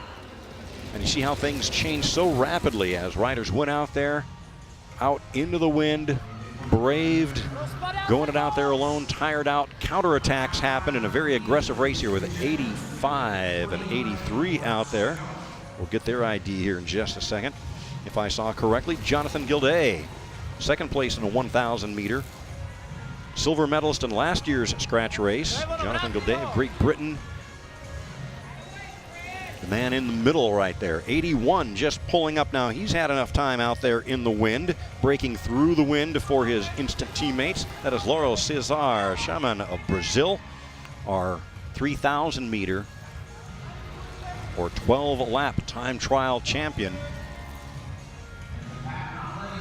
Good endurance guy to have in a breakaway with you. You look for these guys. You look for the guys who you know do well in road racing and on the pursuits and the long events.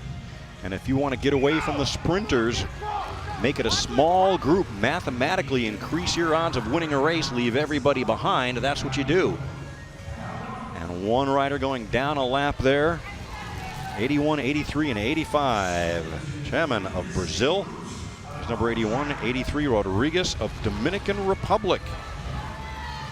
This is the first time we have mentioned Dominican Republic today. And number 85 of Great Britain, Jonathan Gilday. He's got just a slew of results over the years, including silver medalist in the Scratch Race World Championships last year.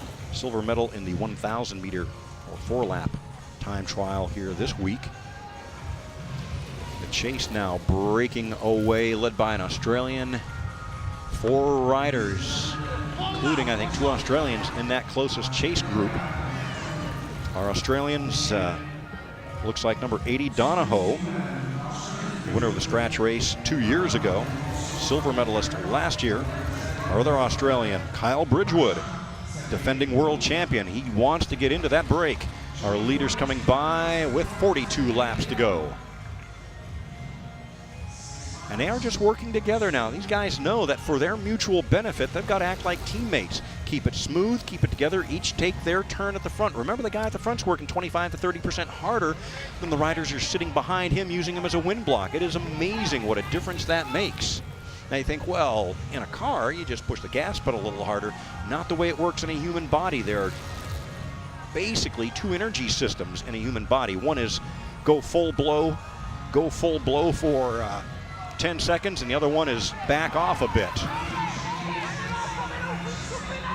85, 86, and 81 are leaders. There we go. So our Dominican Republic man, misidentified 86, Christopher Murphy of the United States, ranked 5th in track racing, winner of a kilometer competition, and so it is Murphy of the United States, 85, Gilday of Great Britain, and 81, Chaman of Brazil. My apologies for misidentity there, apparently, of a rider from Dominican Republic, but guys whizzing by now. No, I do see an 81 of Brazil now leading through, and a chase coming up.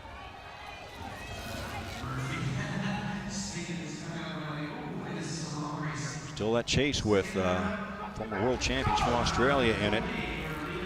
81 and 85.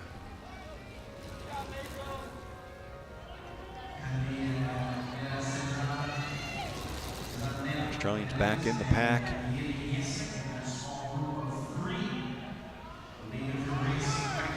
So Brazil and Great Britain with a lead 2, and now this 3-man group. 63, 65, and 64. That is Jiri Jesek. Yanks ranked 6th place in road racing out of the world. He's from Czech Republic. A lot of endurance there. He's going to be using that now in this chase, trying to work together with Cesar Niero Perez of Spain. He's number 64. And then number 65, Jody Cundy of Great Britain, ranked number 4th in track racing.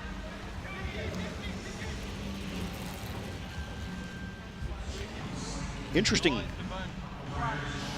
81 and 85 still in that lead. Gilday of Great Britain in the lead. In that next chase group is Jody Cundy of Great Britain. Now, Cundy is most likely not going to be real enthusiastic about chasing his teammate and may not be helping with the chase. And now, as the lead group breaks up, the chase group is in trouble. And everything is being overhauled, and look at that. Adding power is number 81 of Brazil. Mauro Cesar Chaman of Brazil. And it seems like he just added power as he is lapping several riders in the field now. Several riders in the field, so he is going to be most likely called one lap up here in a moment, and very hard to lose a race unless your legs really blow up, which can happen. Riders can become so exhausted from a mid-race effort. Remember, this is a long race, a 60-lap race. We are just about halfway through it, 31 laps to go. But in the first half of the race, Brazil taking a lead. 85 in second place for Great Britain coming through right now, Jonathan Gilday. Silver medalist in this race last year at the World Championships in Italy. Third and fourth place now are the 2 Australians, Bridgewood. We'll look for those guys to come by. Here we come. Our 2 Australians, 60 and 80. Kyle Bridgewood, number 60. Defending world champion at number 80, Alistair Donahoe. Man who almost won the Paralympic road race, but crashed with 100 meters to go. But he was our world scratch race champion in 2015. So 2, a former world champion and a defending world champion, working together, try not to be lapped by the man who's coming around right now, and we'll have them in sight on the same straightaway. Mauro Cesar Chaman of Brazil. Man in green and dark blue continues on alone. And he has defending world champion and former world champion in his sights when he comes around onto the back straight. He can look ahead and see our two Australians, Bridgewood and Donahoe, about 8 seconds ahead of him. We'll give it 9 seconds. And now he may not, Chaman may not be able to get up and lap those guys or latch on and get a draft behind them, but he has a big lead right now. We're going to have to watch because he looked very smooth, very strong when he was first attacking, and now you see Chaman. If we take a look at Chaman, you'll see that his arms are starting to straighten out a little bit. His legs are not going around in quite the smooth circles they had been. The mouth starts to open, the head starts to droop. He is getting tired, and you don't get tired in a linear fashion. If you understand logarithmic curves, I guess you would call it. The tireder you get, the tireder you get. And it's like the monkey bounces on your back, like trying to make your legs go through water. So we'll see if Chaman can hold on to this huge lead. I'm sure he wanted to lap the field. You lap the field, you get to draft those people, you get to rest, but he was not able to draft.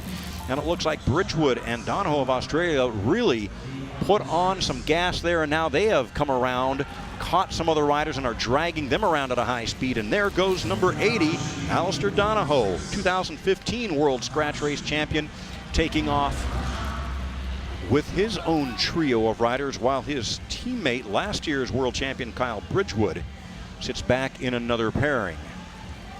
Wow, this is a brutal, brutal race. The pack came apart after 10 laps or so out of these 60.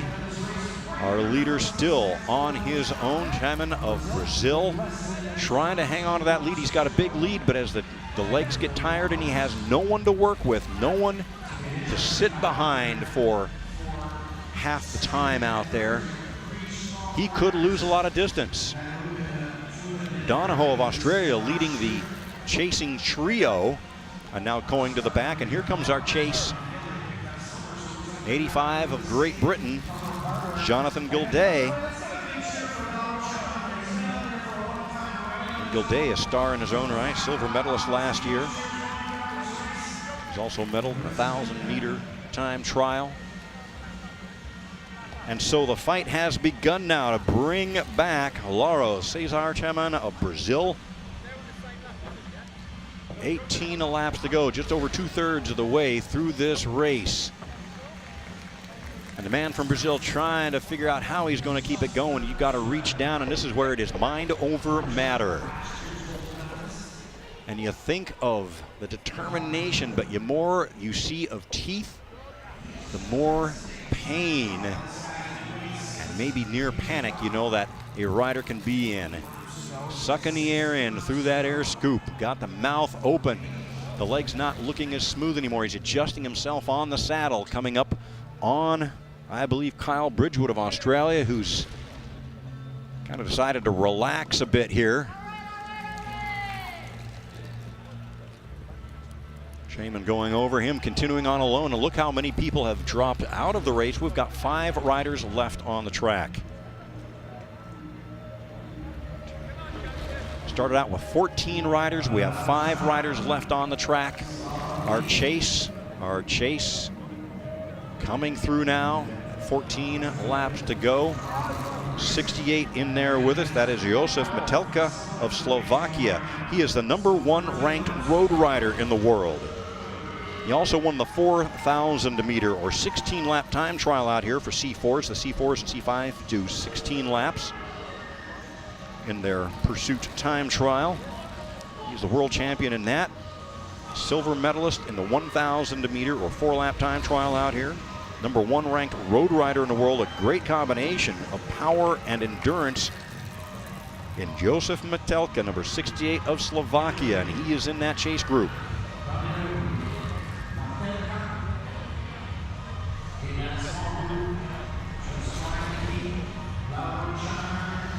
And we just look at the solo. Lauro Cesar Chaman.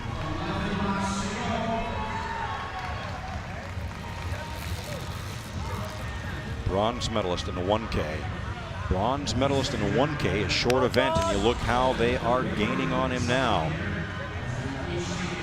Donahoe up and down very quickly to get on the draft, and you see now somebody not working so much in that chase group. Number 68 not working so much in that chase group. Metelka did not stay at the front and make his turn at the front, breaking through the wind for his instant teammates, for his breakaway partners there.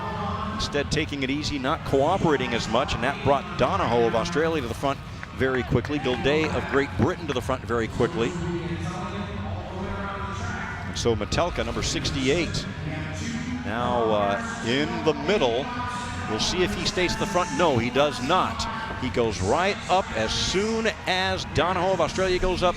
Metelka of Slovakia goes up. He is not taking his 30% harder turn at the front. He is saving a lot of energy, but I'm sure that the Australian and the British riders are getting a little bit anxious about that situation. He is saving, the man from Slovakia in blue, saving a lot of energy. Look at that, and look, the Australian just said, hey, get out of the way. You know, leader, get out of the way. And now Australia, Donahoe on the attack, challenging the road rider, number 1 ranked road rider in the world in C4 classification, to chase after him. Gildea of Great Britain is not going to do the work. He's saying, you want to go after him, come around me, and you go after him. So our 2015 World Scratch Race champion going after the man from Brazil who's been out there so long, and with only 5 laps to go, number 81, Chaman of Brazil can taste victory, but you see that taste could be turning sour right now as the 2015 world champion from Australia is turning things around. Chaman looks back, and there is Donahoe. Donahoe makes contact, and it is Chaman with Donahoe. Chaman's got to be exhausted from this solo effort. And now Metelka of Slovakia, along with Gilday of Great Britain, have caught up as well. And now look at this, Donahoe making Chaman chase to catch the other duo, and all 4 riders together. I believe they are on the same lap, but in case they are not, remember that all results that I give out are unofficial until stated otherwise.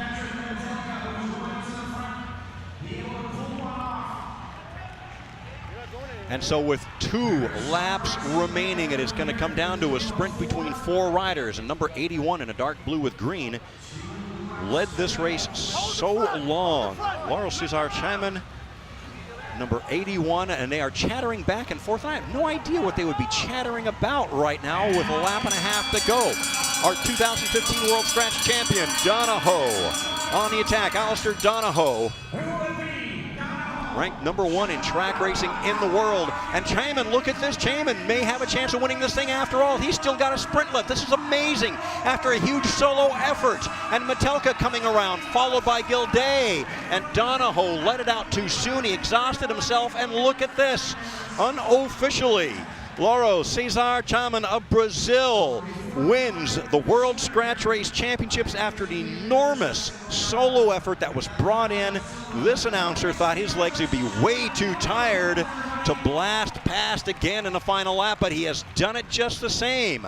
Now the officials have to confirm this result to make sure all riders were on the same lap, to make sure that all rules were followed. There was some lateral motion going on, and if we take a look at the final half a lap or so, we can see how this man came around to be first place, first over the line in this World Scratch Race Championship of a very happy Lauro Cesar Chaman of Brazil. Huge effort he put out there, and he never gave up. And this is why you never want to give up. And the feeling he has is unequaled. I can guarantee you that. There is nothing that compares to winning a championship like this.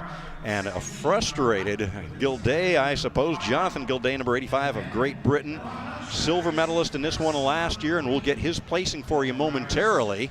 But he was in the top 3. He should be on the podium again. And there is number 80, Donahoe, Alistair Donahoe. And either 3rd or 4th, as Donahoe led that sprint out, was passed in the end. But we will get results for you here in a moment.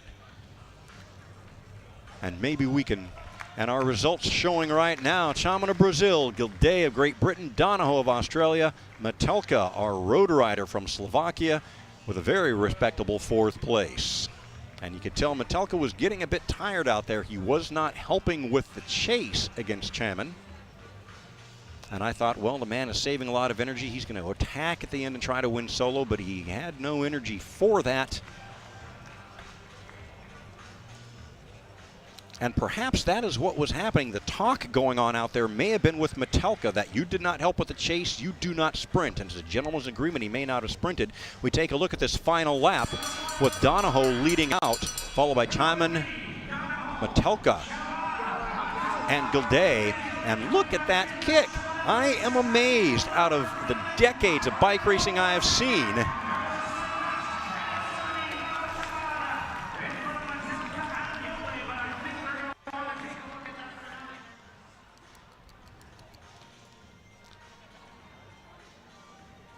so we're going to sort things out a little bit here.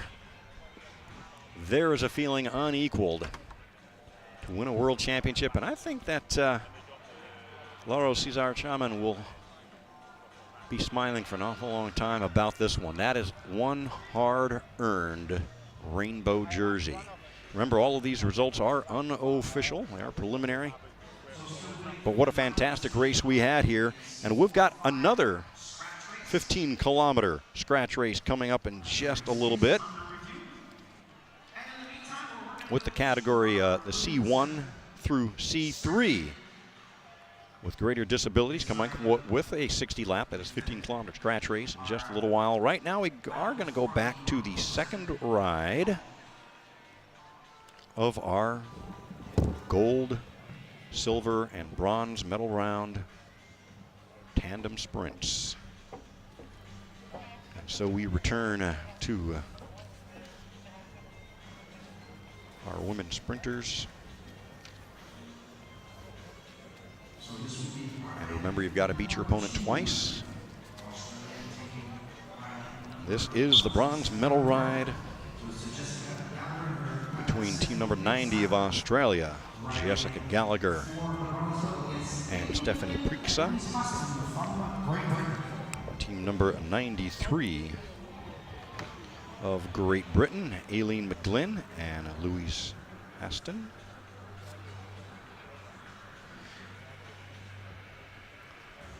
Australia, the winner of the first race, 200-meter time was 11.8 seconds, so about a half a second off of their qualifying time, keeping control of the ride. So the Australians, remember that Jessica Gallagher, the driver of that, the pilot of that Australian bike, world champion last year with a different partner, Madison Jansen. This year teamed up with Stephanie Prixa, and they are going for bronze against Great Britain number 93, Aileen McGlynn and Louise Aston. So if the Australian pair wins this ride, they will be the bronze medalists. If Great Britain's McGlynn and Haston win this ride, it'll be tied at 1 each, and we'll see them race again in this battle for the bronze.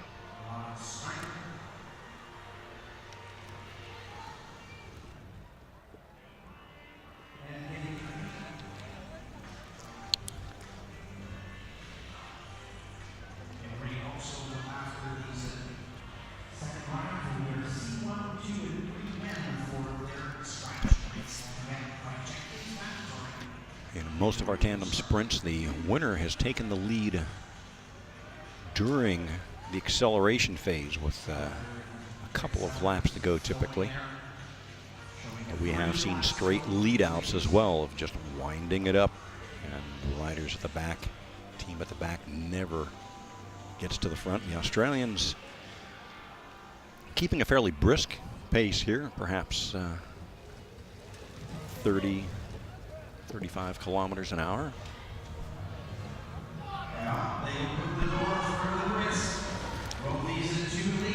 But McGlynn and Haston, Great Britain, slip underneath and pick up the pace some more.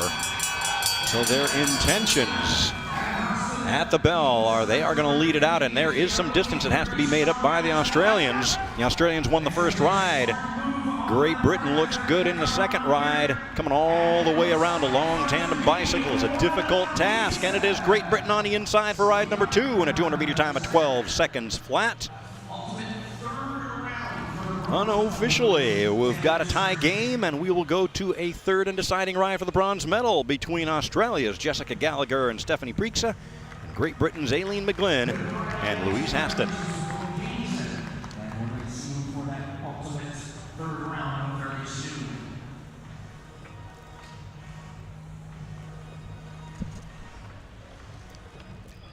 Now watch the move underneath. Even though the Australians were looking underneath them, the move by the British, the Great Britain team, quick enough at that big tandem bicycle of the Australians, unable to respond and shut them down. And underneath comes Great Britain for the win to tie it up.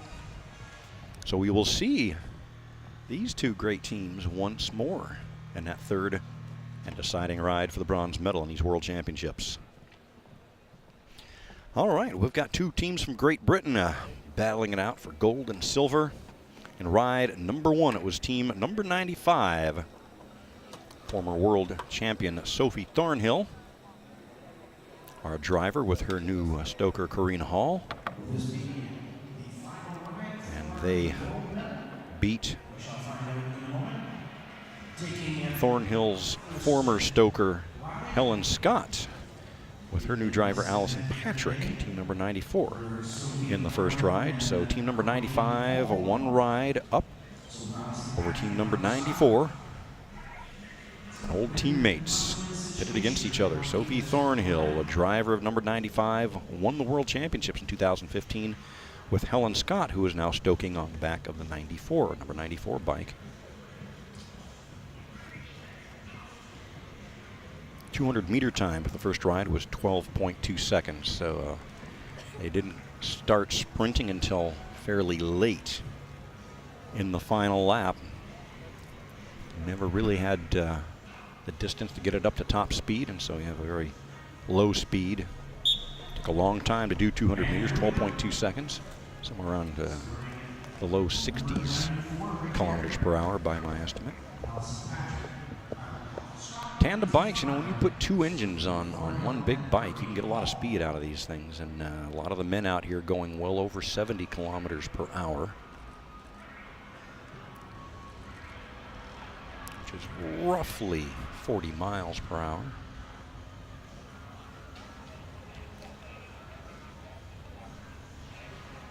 So 95 with 1 ride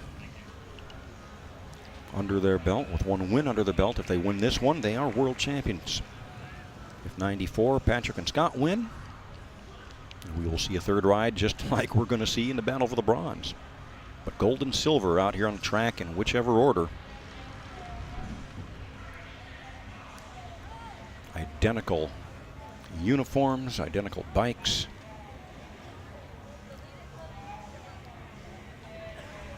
Oh yeah, we do have maybe some different socks. We've got some long black socks on the 95 bike, Karina Hall, or no, the driver, Sophie Thornhill. That's about it. Slowly winding it up.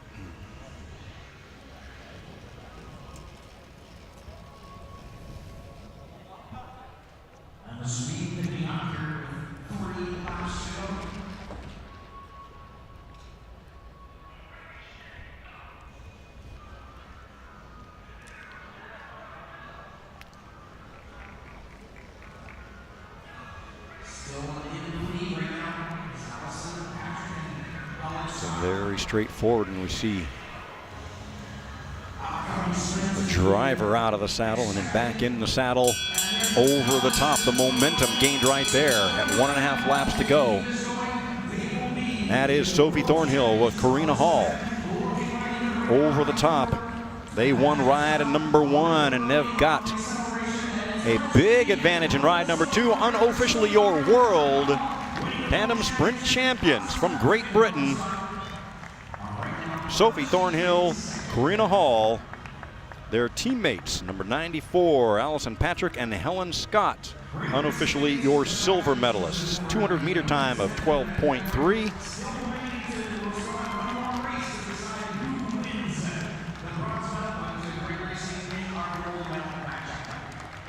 And again, a big surge at just the right time is what does it for you. Look at the power there. Almost a walking pace going over the top.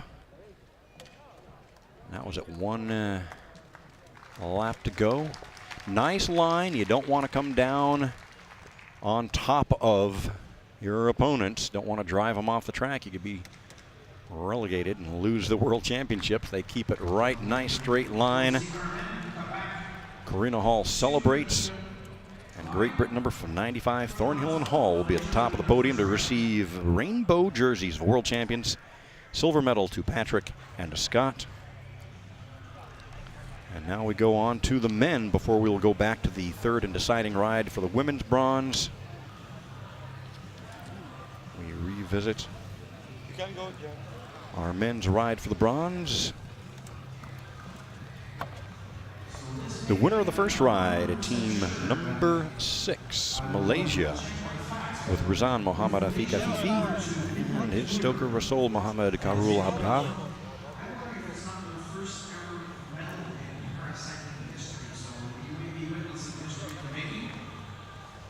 They won the first ride from the front. Around men of the Russian Federation and held on. The Russian Federation team number 7 in the red, Leonid Tyutin and Archer Spirin, want to win this one and tie it up. Taking it off here. And for Malaysia, Muhammad Afiq Afifi Rizan. And Rizan Muhammad Rasul.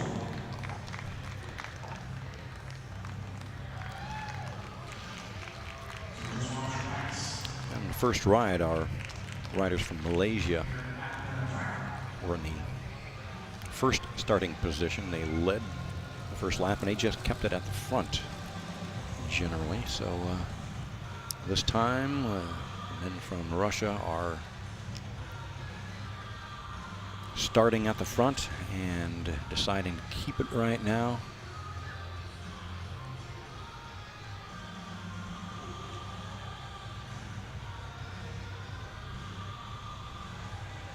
Hard to tell, but you take a look at the cadence, how fast the feet are going around of each of the riders. Perhaps you can see if one set of feet go around a little bit more over a distance than the other team's feet. Somebody might have a smaller gear on to enhance their acceleration.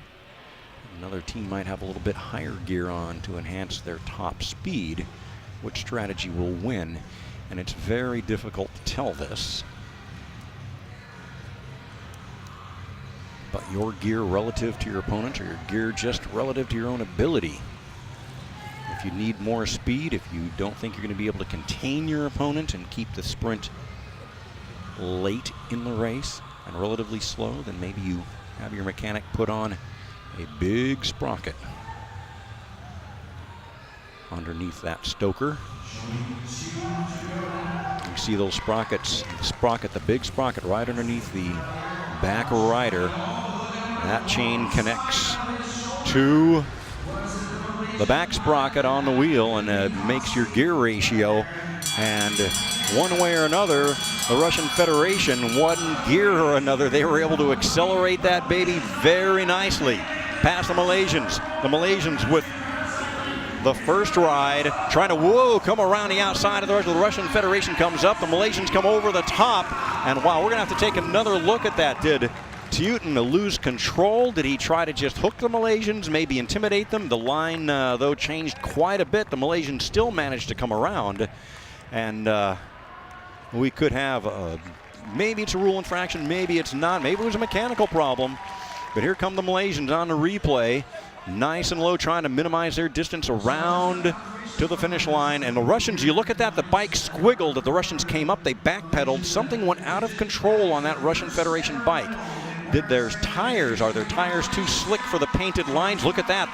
The rear wheel went again, and I wonder if they had a flat tire. There may have been a mechanical problem on the bike of the Russian Federation, and rather than losing control, I'd say that Leonid Tyutin and Artur Spirin did a fantastic job of keeping that bike under control, as they had apparently a rear tire problem, and we saw that bike break loose, the rear end break loose twice in the last quarter lap. And so we'll investigate that. First over the line was the team from Malaysia, but I will wait and see if the ride is made official. The officials are talking through it now, and we'll await the announcement. Meanwhile, we prepare for the gold medal ride between two teams from Great Britain. They'll be up here momentarily. A little bit of a scare for the men from the Russian Federation. It's all part of a day's work for an elite level cyclist. Tandem racing is not for the faint of heart. In fact, bicycle racing in general, not for the faint of heart. You have interesting interactions with your opponents. Sometimes something goes wrong with the bike. The back tire of the Russian Federation's bike breaking loose a couple times there. They actually had to backpedal back off and slow that thing down. And the Malaysians happy. They're thinking that perhaps they are the bronze medalist in 2 rides straight, but we're waiting for the officials to make that announcement. Let's take another look at the final quarter lap. You see, after the bike cut loose one time, it almost took out the Malaysians. They came over the top. Now watch the Russians squiggle again right there. And typically that's indicative of low pressure in the tire. And we go to our gold medal race. Team number 4, the winner of the first race, Neil Facki. And Neil Facki teamed up with Craig McLean. And so team number 3, Great Britain, James Ball driving, Matthew Rotherham, the Stoker. They want to win this one to tie it up. If they don't win this one, then team number 4, Facki and McLean, will be our world champions.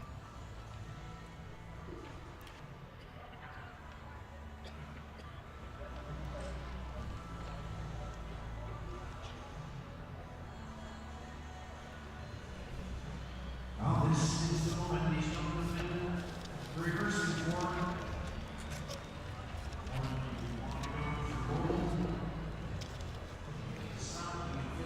Within your reach.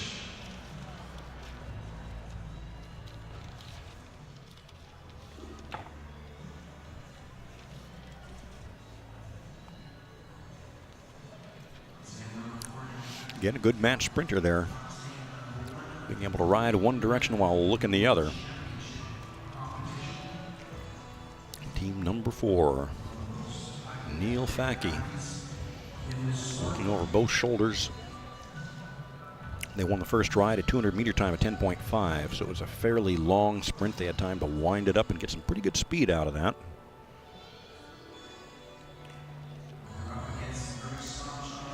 They qualified at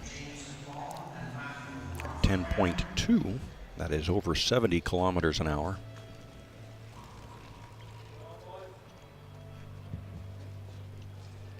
Now look at Facki, always looking back behind him. McLean turning as well, and I'm not sure of the total sight impairment of Mr. McLean, but riders could also listen for their opponents if they get close. You can hear the rumbling. If you're close, you can hear the rumbling of the tires on this Siberian pine hardwood track. Very faint rumble.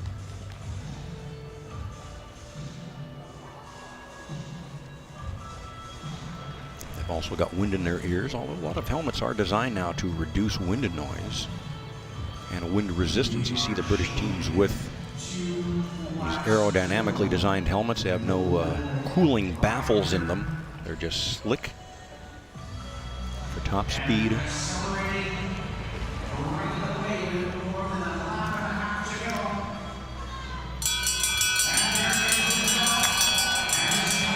Team number 4 trying to take it from the front. They won the first ride, but look at the attack coming around the outside of drag race on the back straight into turns number 3 and 4, trying to hold the bike as low as possible, minimize the distance to the line, and 3 has got the speed over the top.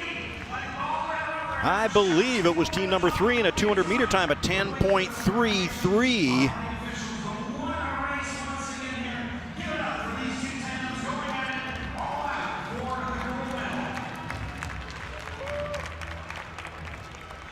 All right, we may have a tie game here. Before I say it more assertively, let's take a look in slow motion. Look at the power, the hips of James Ball. Look at how close he came trying to keep that bike as low as possible, and you look and it is just centimeters. Wow, as close as you can be. And that is why Mr. Ball and Mr. Rotherham were keeping that bike as low on a track as possible, trying to hold down 350 to 400 pounds of rider and bike. What is that, about 180 kilos of weight screaming through a tight turn on a small track, barely on the edge of control, just on the edge of control. But it paid off. That slightly shorter line, a little bit more efficient, and they finish a couple centimeters ahead for a tie game in the battle for gold and silver between these two Great Britain teams. Number 3 and number 4. Ball with Rotherham, Fackie with McLean. And we will see them again. I have not received official word on the bronze medal ride, whether the Malaysians are awarded that second ride or whether there will be another ride because the Russian Federation may have had a mechanical problem, but we'll get that word to you as soon as possible. Meanwhile, we have a scratch race final.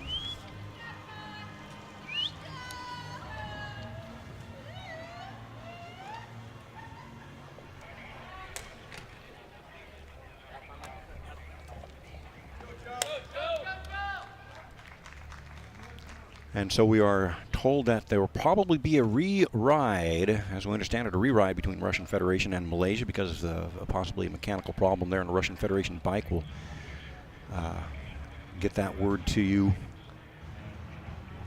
when that becomes official. And right now we prepare for one more scratch race, 60 laps. These 4 C1, C2, and C3 athletes, the disabilities a bit more pronounced than the C5 and C4.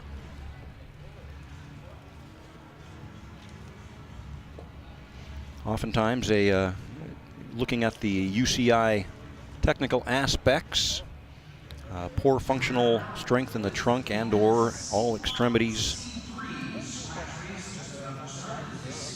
single amputation of leg. This is C1, single amputation of leg, arm, same side or diagonal, with or without the use of prosthesis. Trying to explain, and there we have rider one leg from Greece, and this is 17-year-old Nikolaos Papangelis. 17 years old, his first World Championships. And so I would believe that would be a C1 or a C2. We've also got C3 riders in this race, but I believe they are awarded separately. Raced together, awarded separately. A C3, a single amputation, no prosthesis, or a single below the knee amputation with the use of a prosthesis. And there's our young man from Greece. Now remember, below the knee is not that much of a disadvantage. Most of the power comes from the thigh, so we have a couple of men in here, the young man from Greece and the rider from the United States, Todd Key. Third place in the kilometer time trial in C1. And so C1, this is the greatest degree of disability. You do not have one of those thighs to get those pedals going around. You are pedaling completely one leg. And these guys have a round pedal stroke. If you appreciate cycling, you know that you've got to get power all the way around that stroke if possible. It is very difficult to do. It is not a natural motion. And so to make power all the way around that circle Takes a lot of practice. Not start until the pistol goes off. And so a great example of a C1 athlete, number 14, Todd Key. And remember, this is a scratch race. First guy across the line wins. 60 laps, 15 kilometers.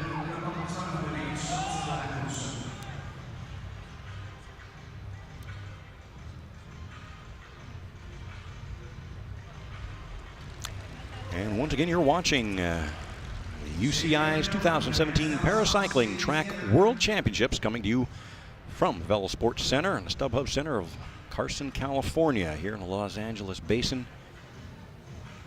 2017 Paracycling Track World Championships. C1, C2, and C3, some of our most disabled. I'm not sure many of these athletes consider themselves disabled. It is all up to them, of course, but they get along very well on a track racing bike. And I have known a couple of paracyclists who race for training purposes, race with your quote-unquote able-bodied athletes. They go out there in local races with the local guys that have both legs, all arms, no brain trauma.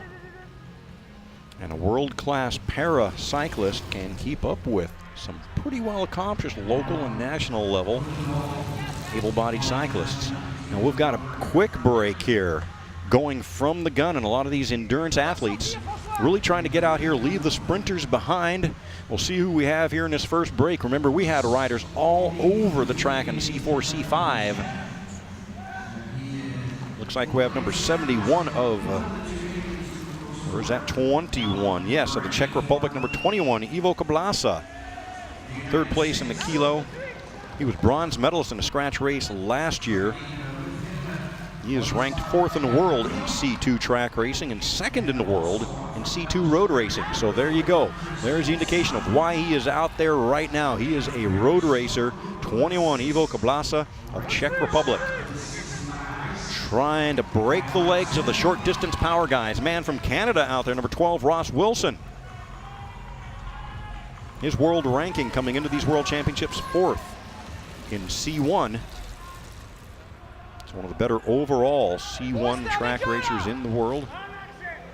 Winner of the 3-kilometer individual time trial.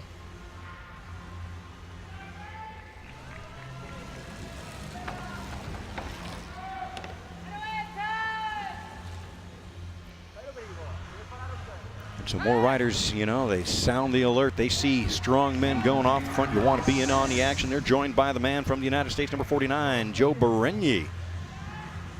Ranked number 1 in the world in C3 track racing. 2015 was the world scratch race champion in C3. There he is there. 2 legs, 1 arm. That is C3, the degree of disability for cycling. Not as high as some of the C1 riders who are riding with 1 leg.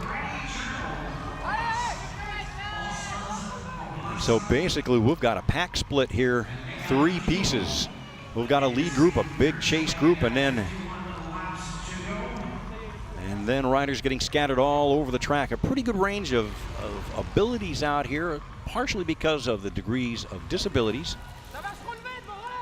They are awarded separately, raced together, awarded separately. They get to go out there and you just stay with whoever you can. And if you've got a C1 or C2 disability, try to stay with the C3 guys. And, you know, it depends on training and it also depends on age. I have seen riders' age here listed as 43. I can't remember which rider it was. We've got riders in their 40s. We have riders in their teens and everywhere in between. Age makes a difference, but what we classify here with paracycling is the degree of disability.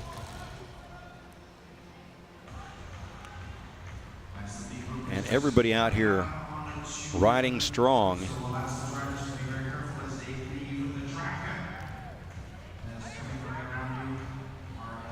Leaders on the track, big group coming through. Canada and United States in the lead, number 20 and number 49.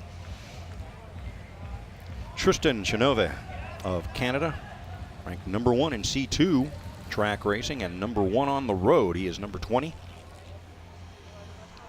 silver medalist in last year's scratch race. Again, Berenier, number 49, always trying to be in on the action. We've got one rider retiring there, Todd Key, winner of the 3K, United States, in the C1 category. Calling it a day. In the C4-5 race, we started with, I think, 14 riders, ended up with 5, and there's our 17-year-old Greek gentleman, Nicholas Papangelis, in his first World Championships. Here at the end of a long week in which these riders have ridden short timed events, longer timed events, perhaps sprints, and the scratch race, the only massed start race in paracycling, continues to cruelly divide this pack. Some riders going down a lap now, other riders going forward. And the name of the game for some of the riders here is to hang on to the stronger riders, stay in their draft, just stay with them, everything you can do. That'll get you as far as you're going to go in this race. Just stay with those guys. Other riders out there trying to break away. Our leader coming through, the man from Canada, number 12, Ross Wilson, ranked 4th in C1 in the world. And in C1, he won the 3,000 meter pursuit, so good endurance man there.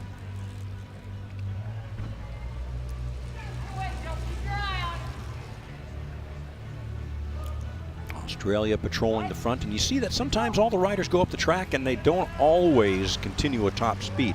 Sometimes everybody wants to rest, or they do not want to put themselves in front, exposed to the full effects of wind resistance, with everybody sitting behind them using him as a wind block. So everything's just kind of cooling off right now after a flurry of activity at the beginning. Looks like that may be Berenier of the United States at the front. Australia in the mix there. That may be Andreas Zirkel, number 11, silver medalist last year in the scratch race in C1. Canada, the man from Canada, Ross Wilson, winning that 12-lap 3,000 meter time trial, a solo effort out there all by yourself, and you see what his strength is. It's just going out there and hammering away, hammer, hammer, hammer all day long. And there are some riders in here that may not have that endurance. They've got a lot of power. They've got a good sprint at the end, as long as they can take it kind of easy during the rest of the race. Those guys are the ones that do not want to see somebody like Wilson come to the front.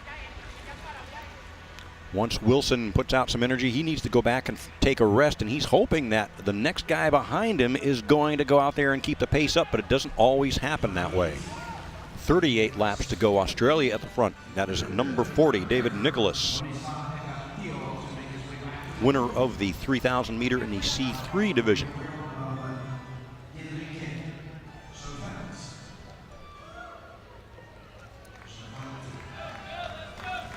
Saw a little signal there from our Canadian man. He put his right elbow out, said, "I'm leaving the front now, going up the track." He's going to go settle back down somewhere way in the back of the pack. Farther back you go, really the more draft you get. You've got a lot of bodies in front of you, but then you're out of the action if somebody attacks off the front. You've got a long ways, a lot of people to pass to get up there and chase down that breakaway attempt. Advantages and disadvantages to everything.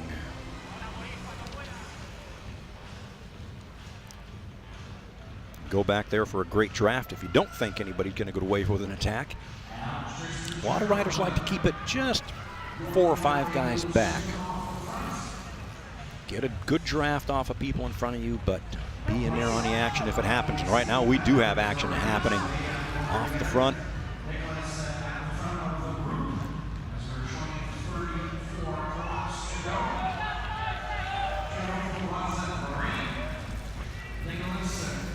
Looks like Ivo Koblasa of Czech Republic out there again, along with Joseph Berenier of the United States, and one of our Canadian riders, possibly Wilson again, number 12.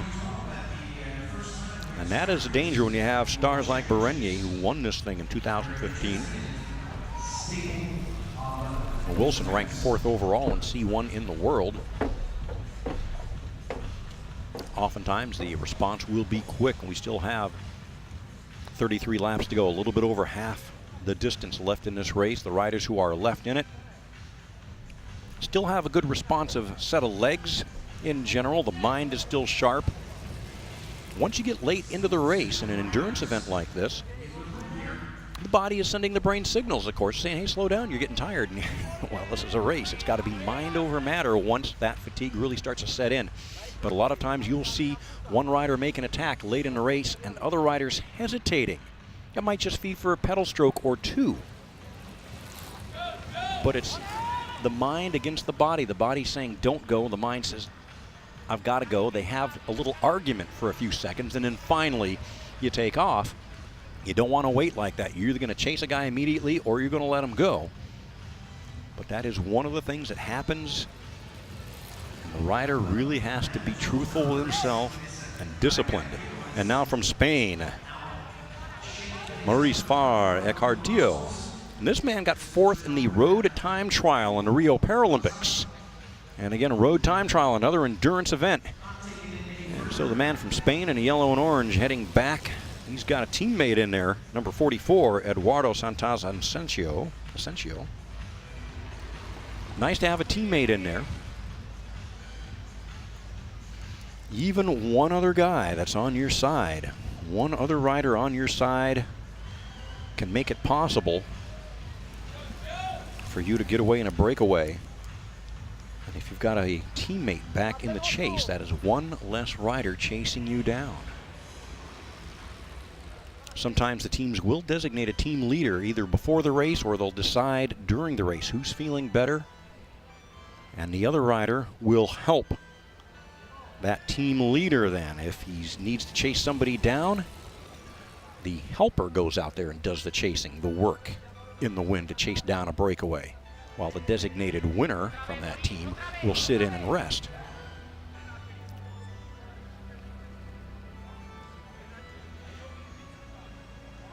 We see some of the riders talking with each other. Sometimes they may say, do you want to break away together, form an instant team? It may be, hey, you're riding kind of dangerously, man. You almost squeezed me off the track back there. Watch it. And it's hard to tell exactly what guys are talking about. Sometimes if there's a hand gesture or perhaps a little bit of a hostile look on the face, you know they're not talking about something too friendly. Sometimes it's, hey, let's go out there together. Let's get away from everybody. Become instant teammates. Right now we've got a man from Spain and a man from Canada doing just that. Don't know if they discussed it ahead of time. But we've got Maurice Farr Ecartillo. So Maurice Eckhart, number 22 of Spain. Tristan Chenova of Canada. And again, the pack very responsive. Highly competitive event here. Not coming apart as much as the C4, C5 event did. A pretty big cohesive pack here. 10 riders still out there all together. 15 riders started. A couple of our C1 riders have retired from the race. Riders with just one leg would have a hard time against riders who have both, or only missing a lower leg. And Canada on the attack again. These guys have been breaking legs out there. Ross Wilson, winner of the 3K in the C1. And C1, well, it doesn't seem to be bothering him a whole lot to have a greater disability rating out there. Feeling great today.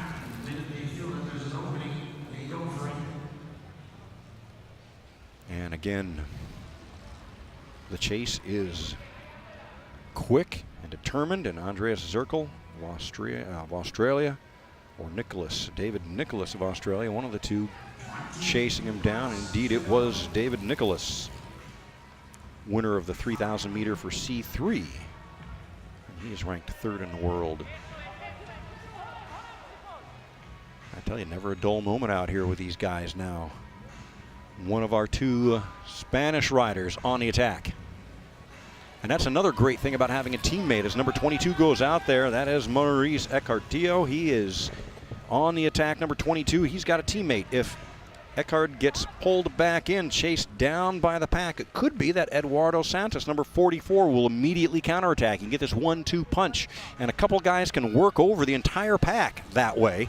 Put everybody else on the defensive. If your teammate gets caught, no problem. You've been sitting in the pack, drafting, not helping with the chase, of course. If he gets caught, boom, you use that energy that you've saved up to launch a counterattack. The sooner the better. And that is a proactive race. 17 laps to go. We don't have that situation here. As Eckhart gets pulled back in, no counterattack from Asensio, from Santos Asensio, but everybody kind of coming up for a breather. Nobody down there in the sprinters lane near the bottom of the track. Everybody up inviting somebody else to go down there and pick up the pace if they want. 20 of Canada, Chernova. Again, silver medalist last year in this event. Knows where to be. Always up there near the front and watch those Spanish guys. We've got 2 Canadians in the race, 2 Spaniards. Now we've just got 9 that I can count, 9 riders left, including 2 Spanish riders, 2 Canadians. At last count anyway, I'll check that out again, and 1 very determined, aggressive Australian at 14 laps to go. Number 40, David Nicholas. I think Nicholas may have lost his teammate Zirkle a little while ago. I'll have to confirm that, but Nicholas off the front by himself, being chased by our Canadian friend, that is Chernova.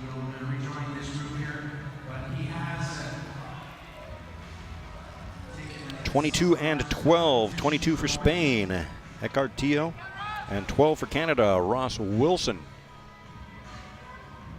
are out there by themselves.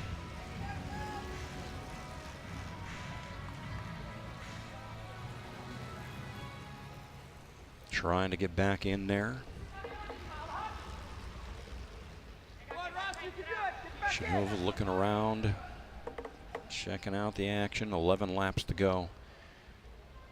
Just like in a match sprint too, a lot of rubbernecking going on. Got to watch out what's going on behind you.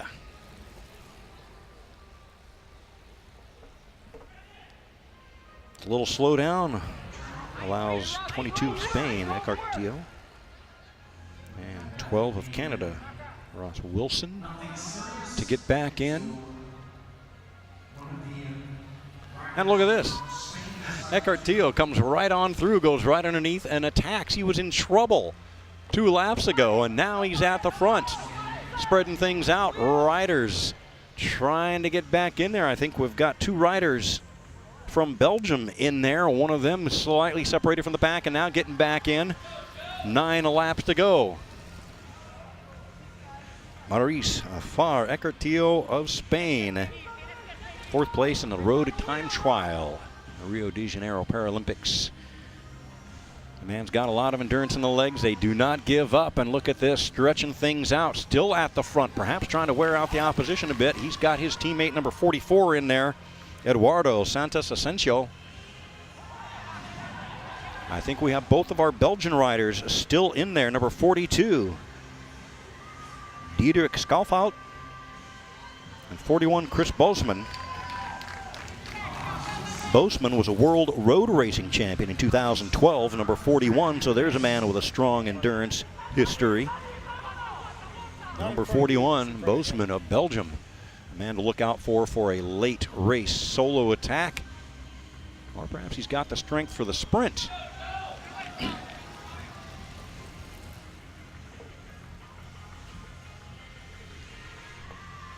Canada have been at the front a lot. Tristan Chernova, number 1 ranked C2 rider in the world coming into these World Championships. Number 1 on road as well in C2. Just 5 laps to go. Australia at the front, in the form of David Nicholas. I think Andreas Zirkle not in the race anymore. Belgians with 2 riders Spanish with 2 riders. I think Canada still has 2 riders. Doesn't guarantee them the win. And of course, again, we've got C1, C2, and C3 in here. They will be scored and awarded separately. But all out there racing together, having a great race and just a great bunch of sportsmanship and athleticism being demonstrated by everybody out here, including one of our best road time trialists.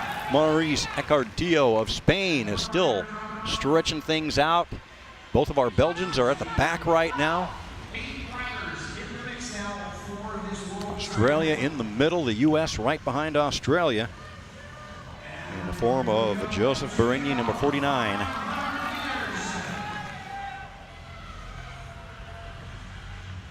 Berigny, the number 1 ranked C3 track rider in the world coming into these World Championships. 2 laps to go now. Your position is all important.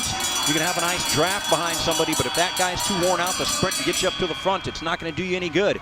Riders look for their teammates, and right now it looks like the Belgians, the only 2 guys together, and coming down, it is Berigny. Berigny is C3 rider, gonna come across the line first. Berigny, wow, what a burst of speed.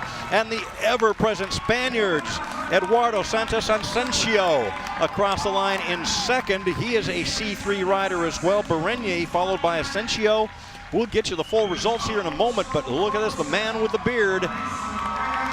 And the physiotherapy tape on the knees, keeping everything together, and I believe he has defended, well, actually come back from winning the Scratch Race World Championships in 2015 and apparently doing it again in 2017 for C3, and I believe second place was Eduardo Santos Asensio of Spain. They are both C3s. First 2 riders across the line will get you the C3, C2, and C1 events in just a little while, and Berigny being congratulated by Tristan Chernow of Canada.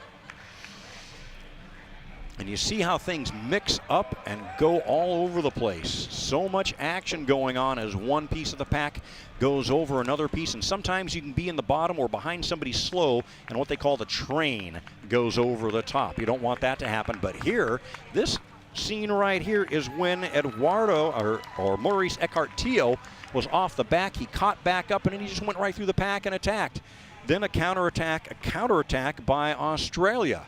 And here we go, coming into the final laps. You see Berigny churning on this sprint. That is an amazing sprint, holding that bike steady with one arm over the line, and a yes. And a quick nod of the head for Joseph Berigny. He won the kilo, second in the 3K. He wins the point race.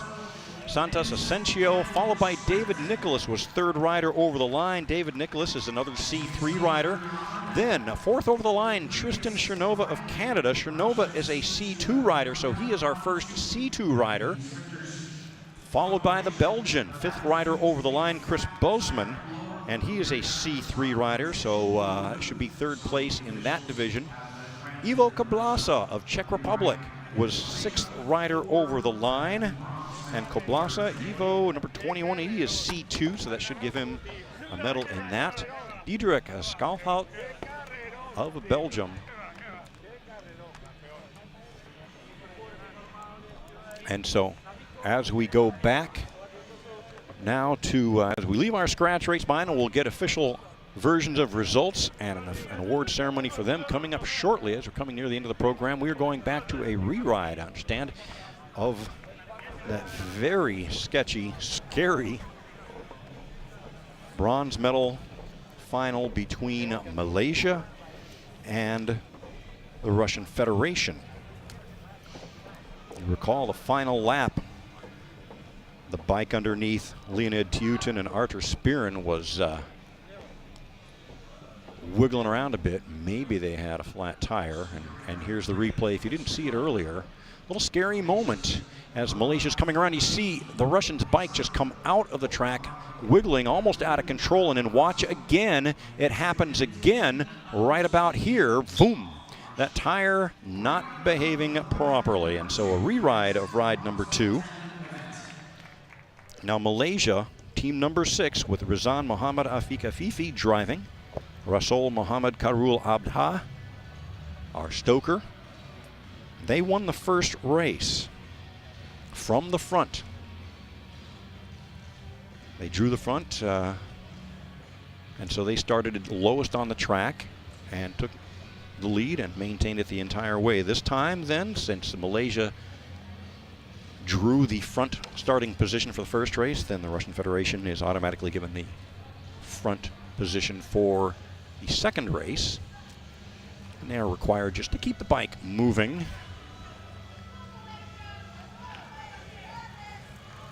For the early stages of the race, although sometimes it is considered such an advantage to be behind your opponent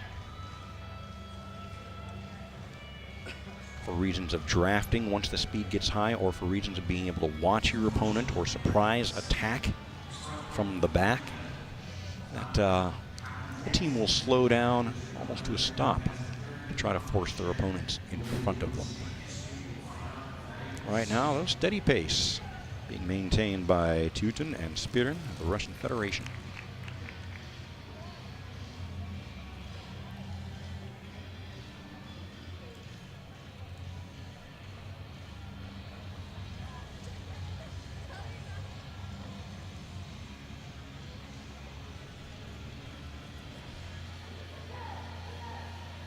I remember in the first attempt at this ride, at the second ride, the Malaysians were coming around the Russian Federation riders in the final turn when they had that tire problem. Looks like the Malaysians are waiting again. They had good speed coming around the Russian Federation in that final turn in the first iteration of this second ride. And so perhaps they think the same strategy will work again, of waiting until the final lap and then accelerating around the outside. You never know, though. Maybe the Russians have changed the gears. Maybe they've changed their tactics. At 1 to go, the Malaysians. All right, the Malaysians this time just jump over the top. They won the first one from the front. They won this one, it looks like, coming over the top at 1 to go. And Malaysia unofficially are bronze medalists in our men's blind tandem competition. 6-lap match sprint, 200-meter time. That is the time over the last 4/5 of a lap was 10.75, so very close. Again, to your 200-meter time of the first one they won, and that is way over 65 kilometers an hour. The Malaysians, Rizan Muhammad Afiq Afifi and Rasul Muhammad Karul Abdha, unofficially bronze medalists in the 2017 World Championships. And here, this is such an important move in match sprinting. When do you make your move to come over the top? Look, the Russians looking to the left. Oh, these guys are coming over our right. Oops. And over the top go the Malaysians.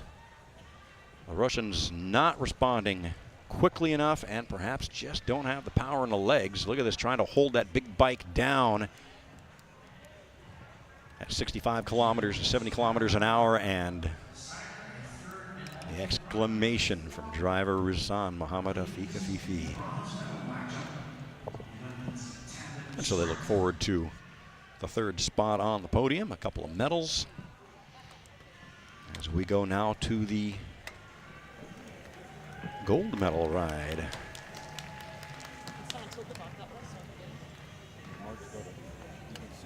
In the men's tandem sprinting, as we had a win by each. Team number 4 for Great Britain, Neil Facky and Craig McLean.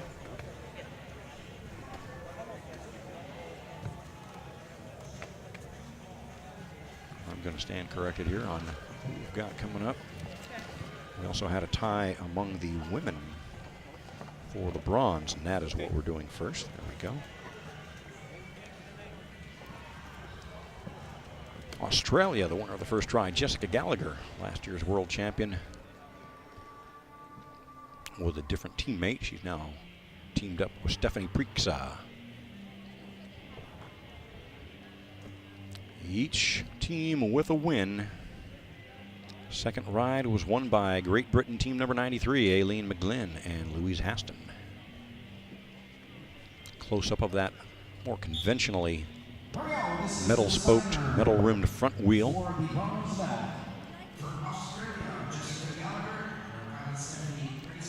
Both teams using that carbon fiber disc rear wheel.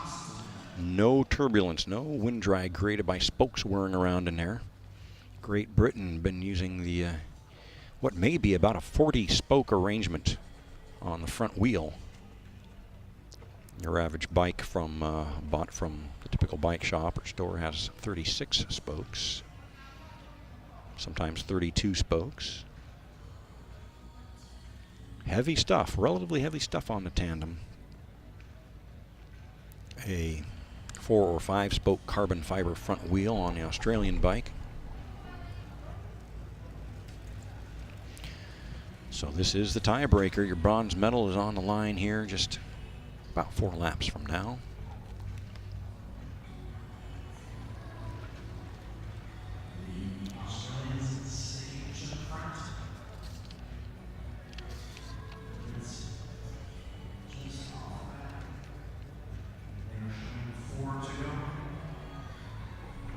So at 4 laps to go, Jessica Gallagher looking back over her shoulder. Her teammate, stoker Stephanie Priekse, looking back, listening.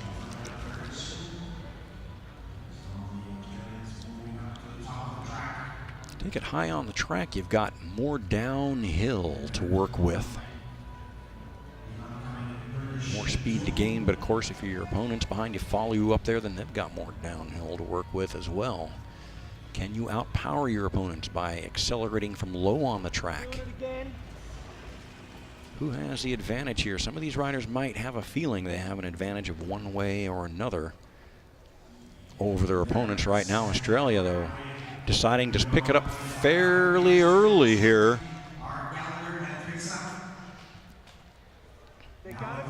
Still a few laps to go.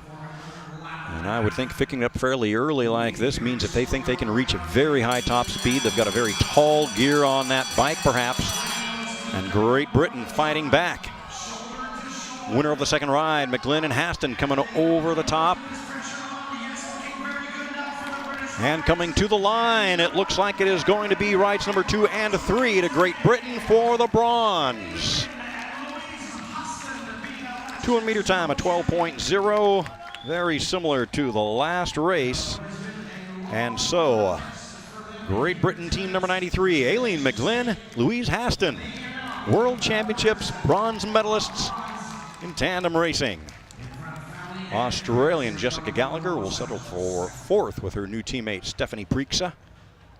And again, that power coming over the top. And the British teams are known for this ability to accelerate. And you know, you do a lot of weight training, a lot of training in the gym to get strength like this. And they just keep on going all the way, and they know they've got it. So Australia for 4th this year. Great Britain 93, number 93 McGlynn and Haston for the bronze. The gold already taken by number 95, Great Britain, Thornhill and Hall. Silver to Great Britain team 94, Alison Patrick and Helen Scott. We will see them on the podium in just a little while. Coming up on the final event, and now we have our 2 teams from Great Britain for the gold medal in the men's tandem sprints. 6 laps. Team number 4 won a race. That is Neil Faki and Craig McLean. Team number 3 won a race. James Ball with Matthew Rotherham.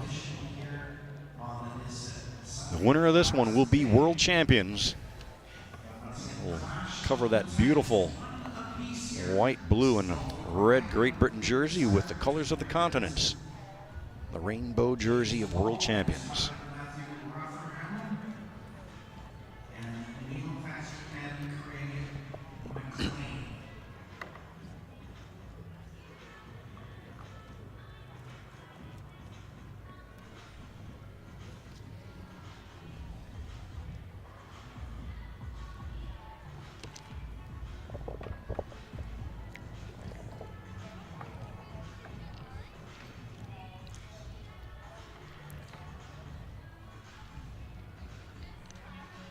Right, again, the final for gold, and we see on the screen a blue dot next to each team's designation. Number 4, Great Britain with a blue dot means they won. Number 3, Great Britain with a blue dot, they won the second ride.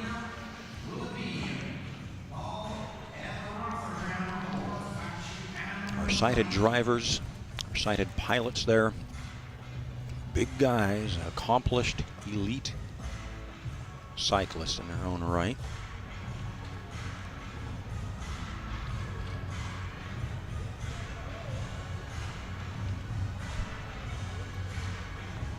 In a way, very slow speed. First couple laps here might be a battle of nerves too. Who can handle the suspense? Try to make your opponents nervous with this low speed. Maybe they'll lose their cool, pick up the pace, come to the front. Yeah.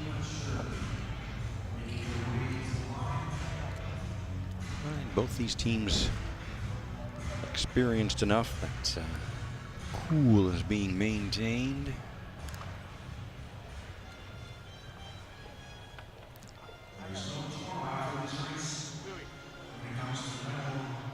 Especially with the tandem bikes.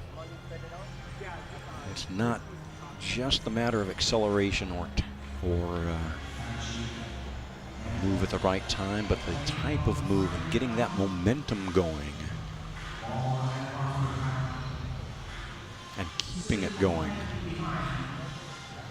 Both teams so far content to wait a long time for that stage of the race. All about energy conservation. We don't see attempts by anyone to change positions relative to their opponent, to go high on the track or low on the track.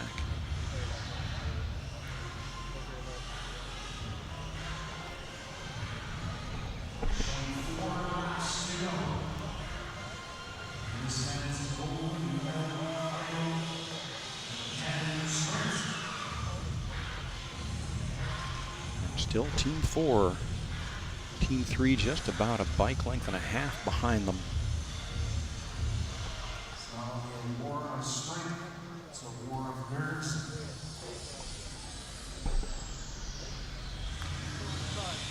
2/3 the way to go here. 4 laps remaining, come down to 3.5 remaining. Still the battle of nerves among men who have doubtlessly trained with each other, raced against each other before. Sometimes, though, when you get to the big show, mindset can change. So this battle of nerves continues at low speed, watching and waiting, like the cat and the mouse staring at each other across the room. Who's going to make that first move?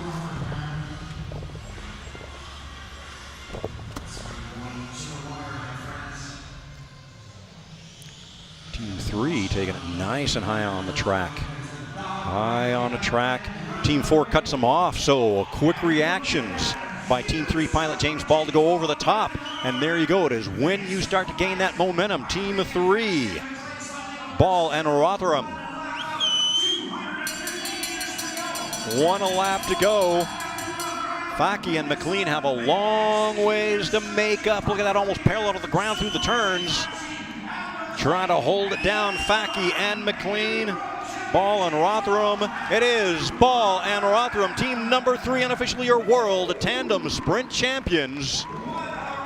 200-meter time at 10.9, not blindingly fast, but good enough. It was all in the move at a couple laps to go that did it for them. High on the track, down the track, getting a lot of speed from that big downhill run. Faki and McLean tried to shut him down there in the sprinters lane. We'll see this in just a moment. What a fantastic couple of moves by both teams. Really, here they go way up on the track, way down. They want to go to the sprinters lane, but Team 4 comes in. So Team 3 instantly around the outside. Fantastic reactions by James Ball. Turn it on, light those afterburners, as they would say in England, light the reheat. The flames coming out the back of the jet off the supersonic speed, and victory. Yes, hey mom, look what I've done. World champions, team number 3, James Ball, Matthew Rotherham. of Great Britain, silver medalists Neil Faki and Craig McLean. Great Britain, silver medalists. Bronze will be Malaysia.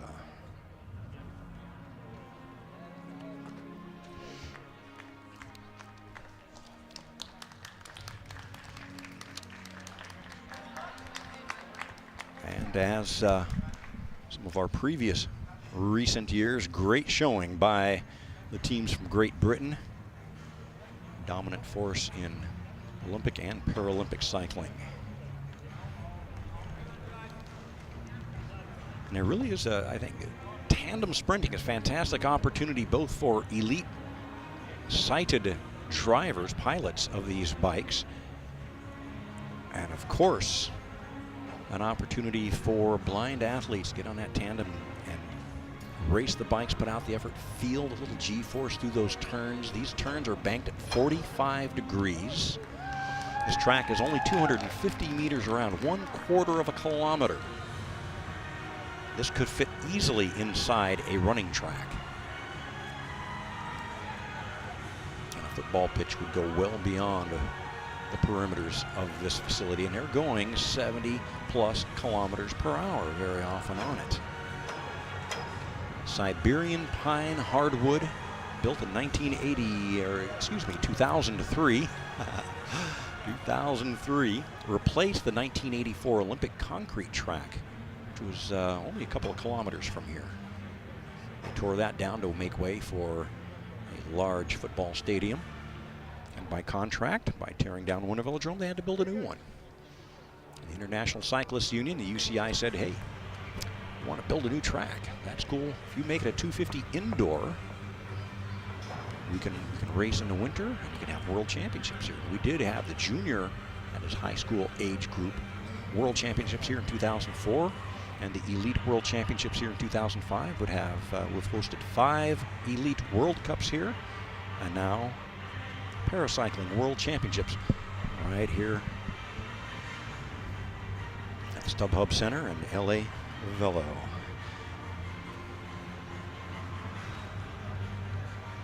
And there are new world champions.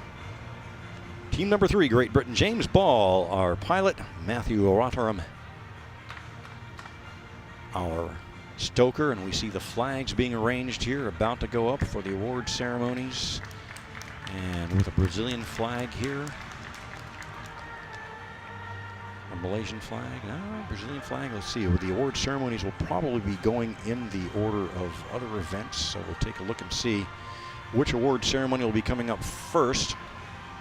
This may be getting set up for the scratch race. We've got team time trials out here, and of course, a whole day of fantastic tandem sprinting right here at these 2017 UCI Paracycling Track World Championships.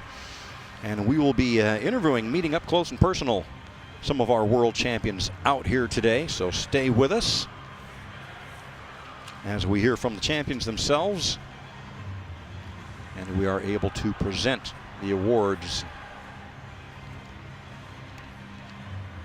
to our top 3.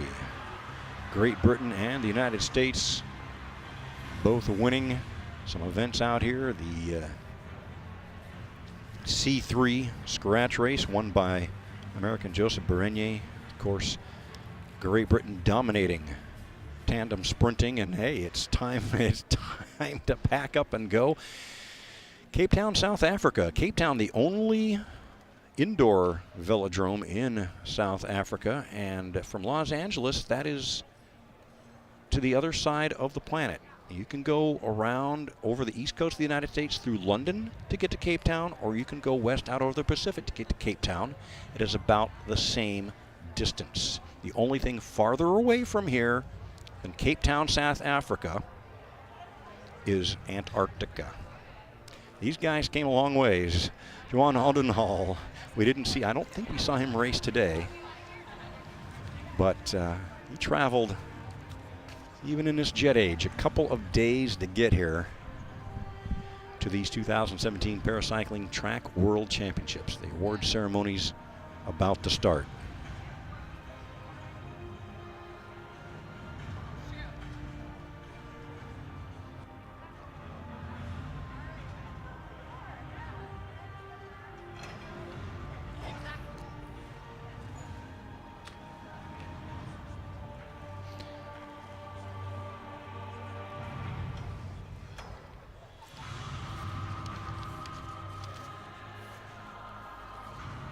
All right, our team sprint award ceremony is coming up shortly. We won't get an interview with the champions there, but we will with some of the other events. Stay with us. Ladies and gentlemen, may we have your attention for the award ceremony of the UCI Paracycling Track World Championships.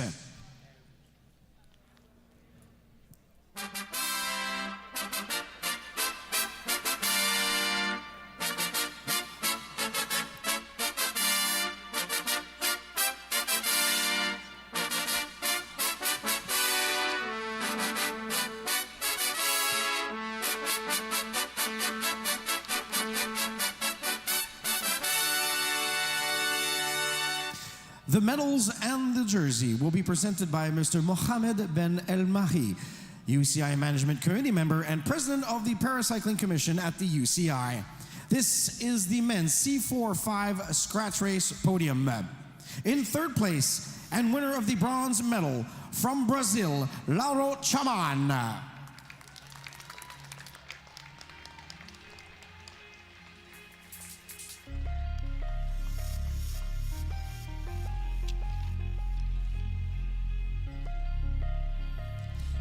In second place, winner of the silver medal, representing Australia, Alistair Donohoe.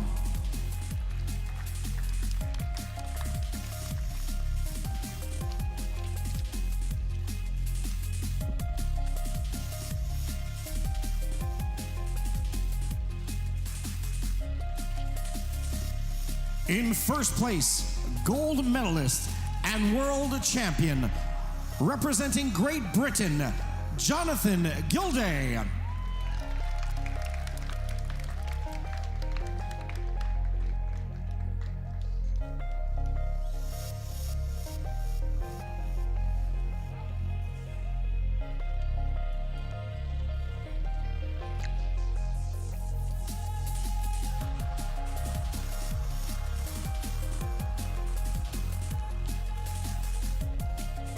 Presenting the flowers will be Mr. Chris Ehrenholt, Managing Partner of Medalist Sports.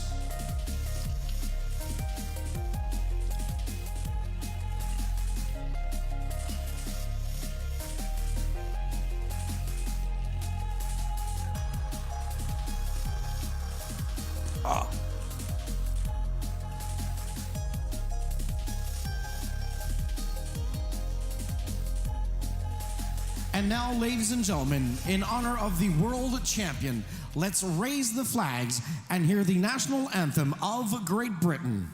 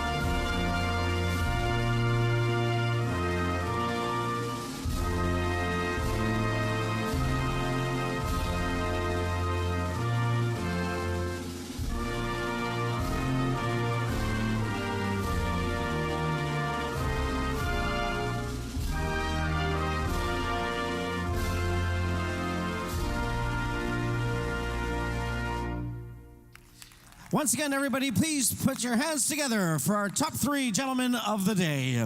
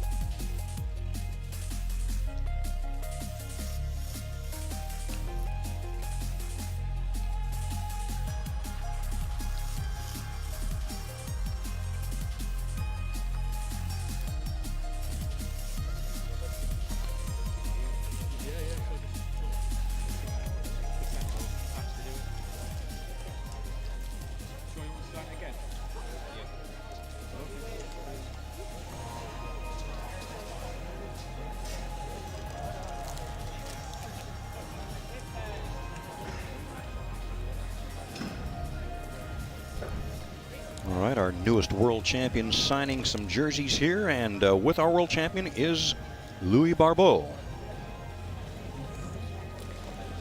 Jonathan, congratulations on the well-deserved result. 2 world titles this week, finishing with a world title in a scratch race. Last year, finishing second. Can you tell us about the race? It was extremely fast from the very beginning. Yeah. I mean, there's a couple of early moves. I was originally sort of planning to kind of let the race settle down, but I saw an opportunity to go, and then, well, with Chaman, the Brazilian, with me, I knew that we were probably in a good move there, really. He's very strong, so we ended up sort of half a lap up for a long while with everybody chasing back on there. So it was a bit of a war of attrition. I could see the bunch was getting smaller and smaller, and the race was sort of dwindling, really. Chaman got a bit of a gap on me, but I knew that there was a small group coming over as well. So, and I mean, lucky for me when Donahoe came across as well. I was able to work with Donahoe. Metelka was a lap down, and he was in the way a little bit, but you know, we got back on terms, and the end was a bit of a mess, really. I managed to come past Donahoe, which was good, but Metelka was in the sprint, even though he was a lap down, and Chaman apparently cut down the track, so it was a bit of an odd ending, really. But a hard race. I like it when it's hard. You know, when everybody's suffering, it's that's what I prefer, really. Congratulations, very well raced. Thanks very much. Appreciate that. A bit of a controversy. Yeah. And our results again for C4, C5 scratch race, Jonathan Gilday, our world champion of Great Britain. Alistair Donahoe of Australia, silver medalist. Lauro Cesar Chaman of Brazil, our bronze medalist.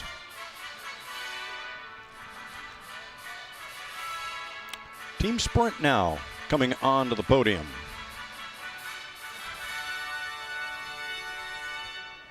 The medals for this event and the jerseys will be presented by Mr. Mohamed Ben El-Mahi, UCI Management Committee member and President of the Parasailing Commission. This is the award ceremony for the event's C1 through C5 mixed team sprint. In third place, and representing Russia, Sergei Batukov, Sergei Pudov, and Alexei Obininov.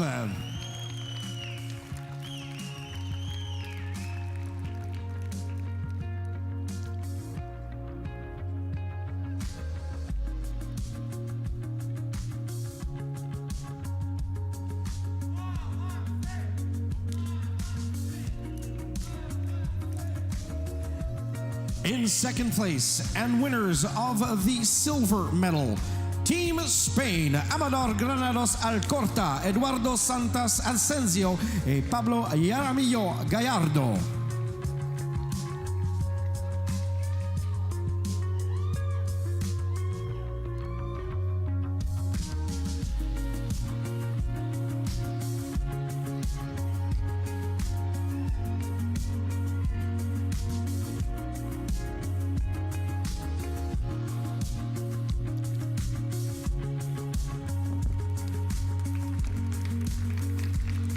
In first place, gold medalists and world champions, Team United States of America, Jason Kimball, Joseph Barony, and Christopher Murphy.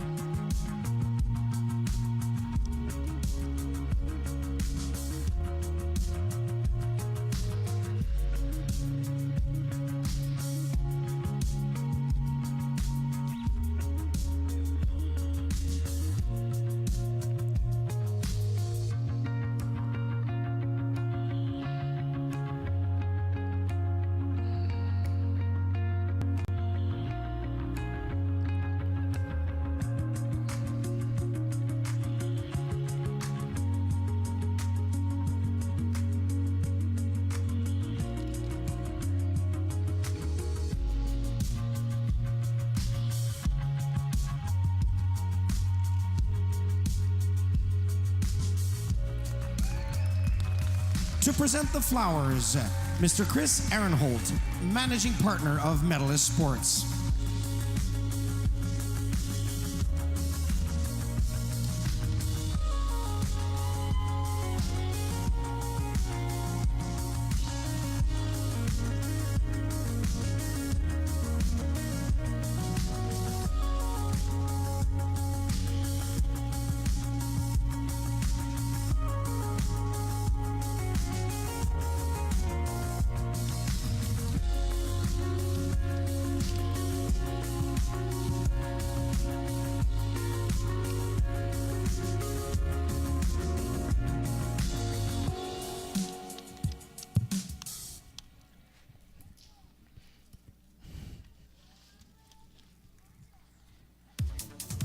And now, ladies and gentlemen, in honor of our world champions, let's raise the flags and hear the national anthem of the United States of America.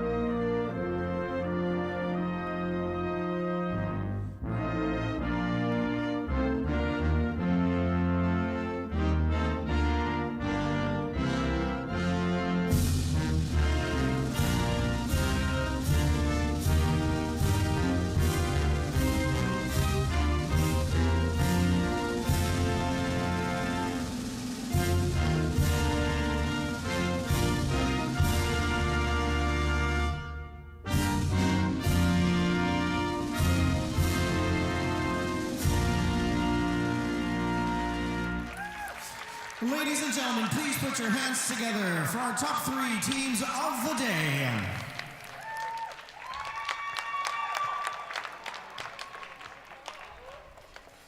And coming up very soon, our next award ceremony. Don't go away.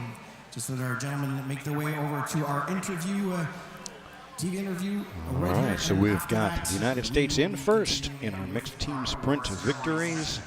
United States with gold, Spain in silver, the Russian Federation for the bronze.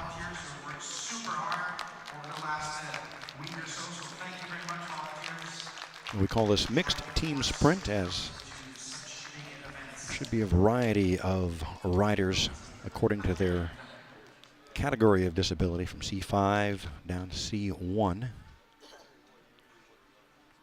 And a certain amount of ability is allowed on the line for each team. So just the proper combination to have a strong team, but fair for the competition. The U.S. comes out on top. And we'll continue our award ceremonies now with scratch race. C1 through C3 should be coming up next. And again, we will be listening to our public address announcer, Randall Ferguson.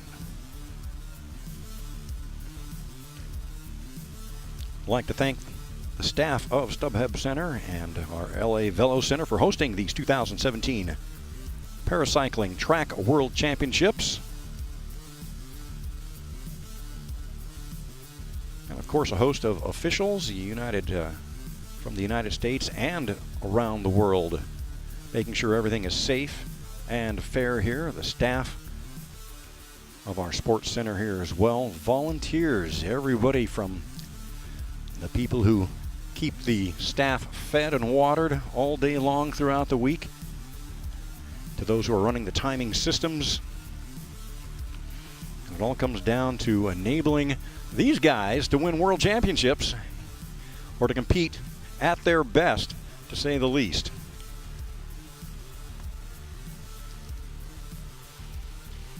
Huge efforts it takes from staff, volunteers, people traveling from all over the world, not only to compete, but to coach our riders, to to officiate the event. And we prepare now for Scratch Race C1 through 3 medal ceremonies.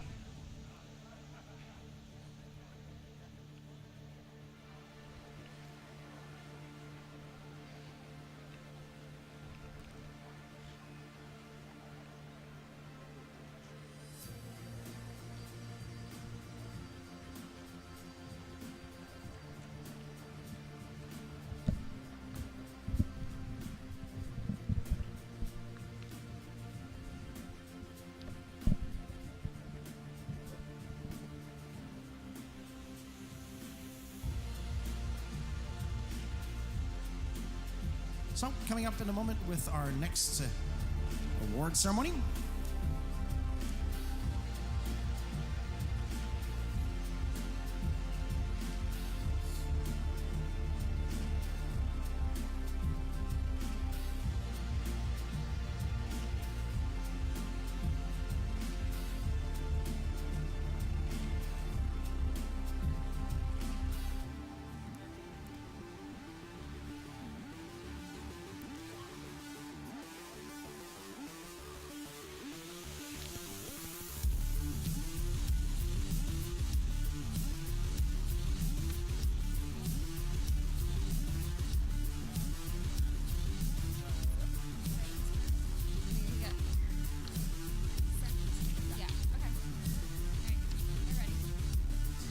Ladies and gentlemen, may we have your attention for the award ceremony of the UCI Paracycling Track World Championships.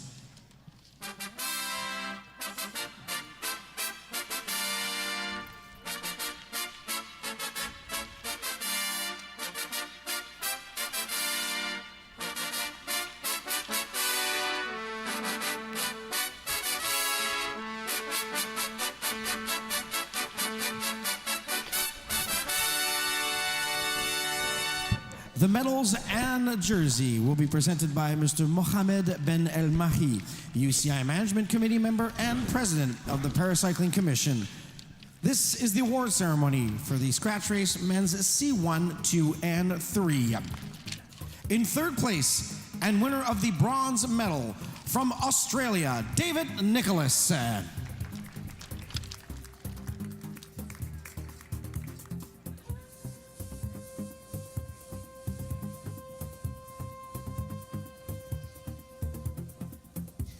In the second place, winner of the silver medal from Spain, Eduardo Santos Asensio.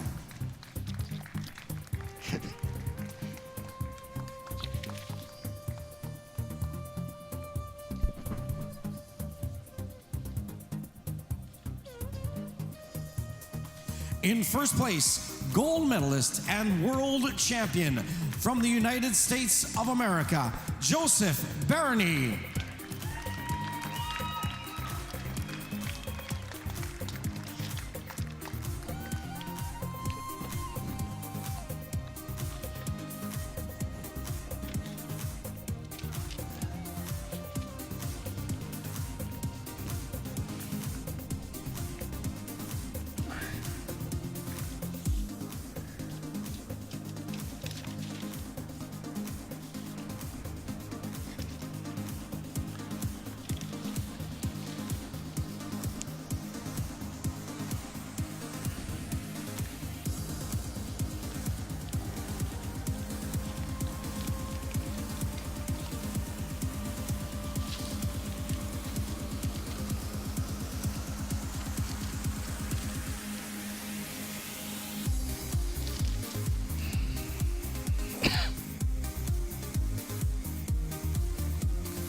To present the flowers, Mr. Chris Arenholt, managing partner of Medalist Sports.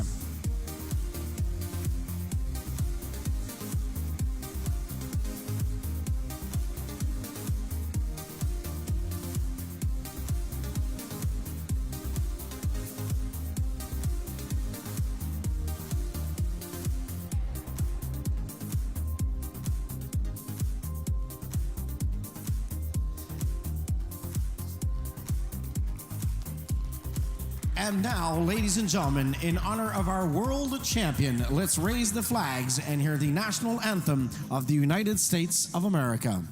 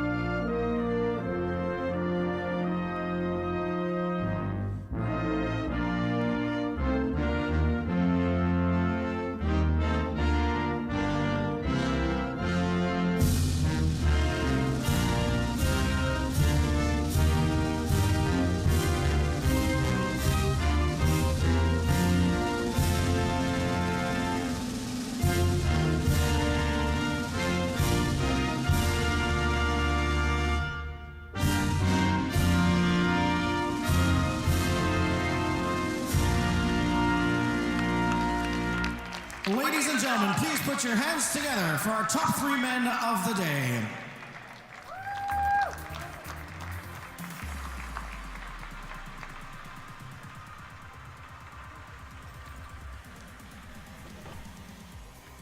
I'm just going to go to a short interview with our winner of the day and then be back with our next award ceremony in the women's tandem events.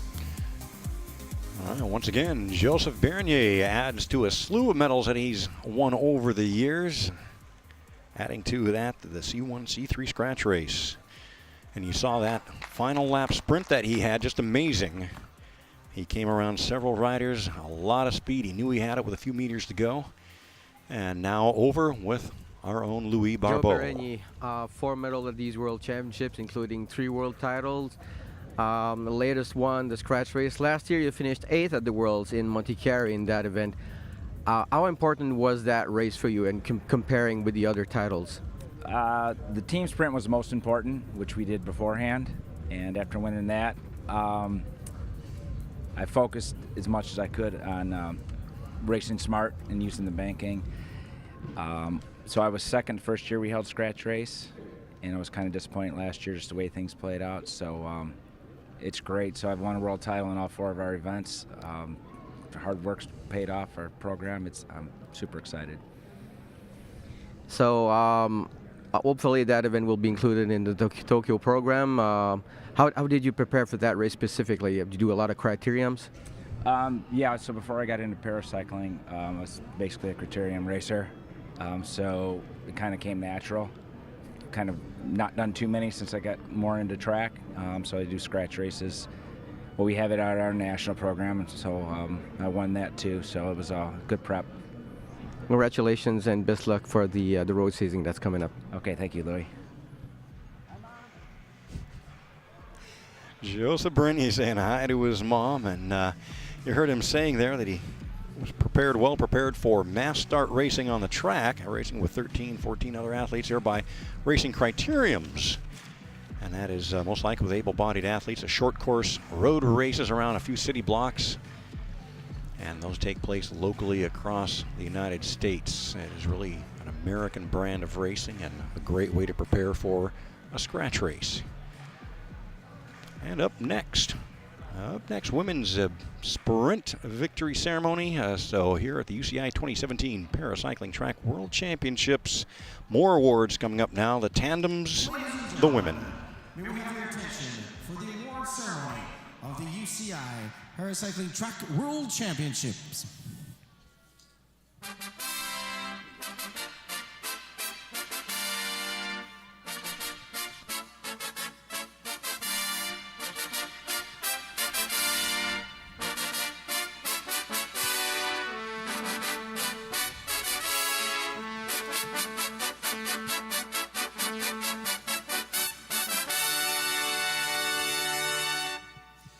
The medals and the jerseys will be presented by Mr. Mohamed Ben El Mahi, UCI Management Committee member, President of the Paracycling Commission. This is the women's tandem sprint podium. In third place, and winners of the bronze medal, representing Great Britain, Aileen McGlynn and Louise Hostin.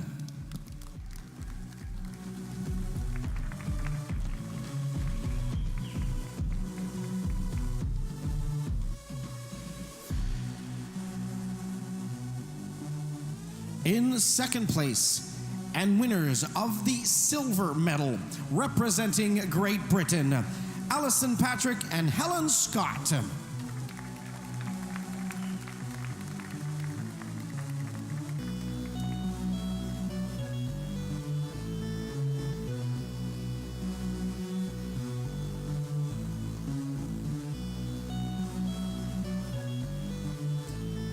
In first place, gold medalist and world champions, representing Great Britain, Sophie Thornhill and Corrine Hall.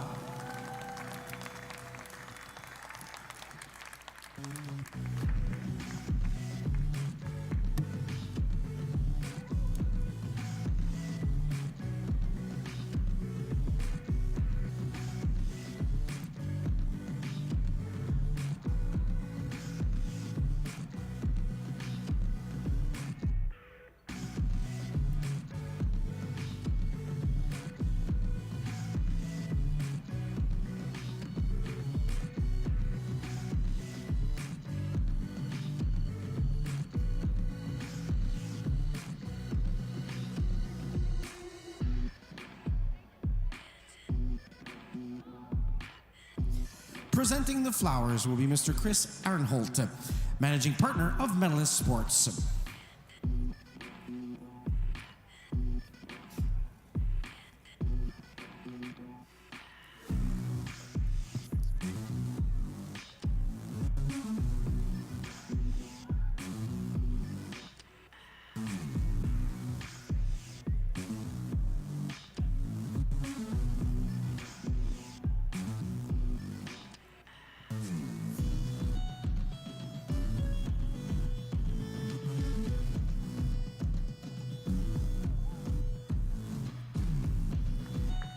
And now, ladies and gentlemen, in honor of our world champions, let's raise the flags and hear the national anthem of Great Britain.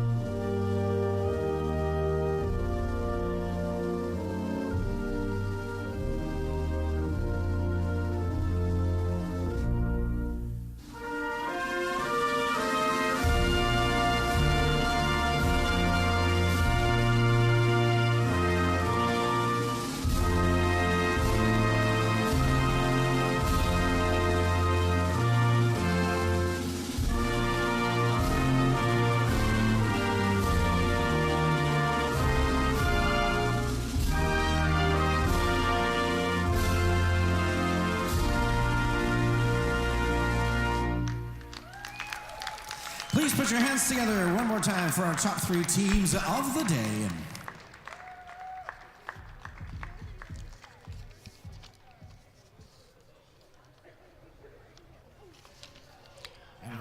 Once again, Great Britain sweeping the podium in women's tandem sprints. Team number 95 with our gold medal, 94 and 93. And of course, only one of them can wear the rainbow jersey of the world champion.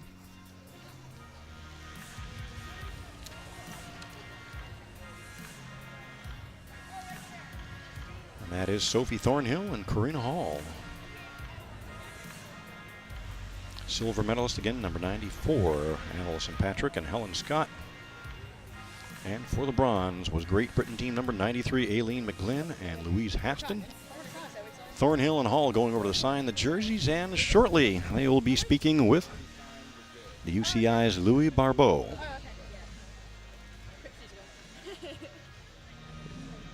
Okay.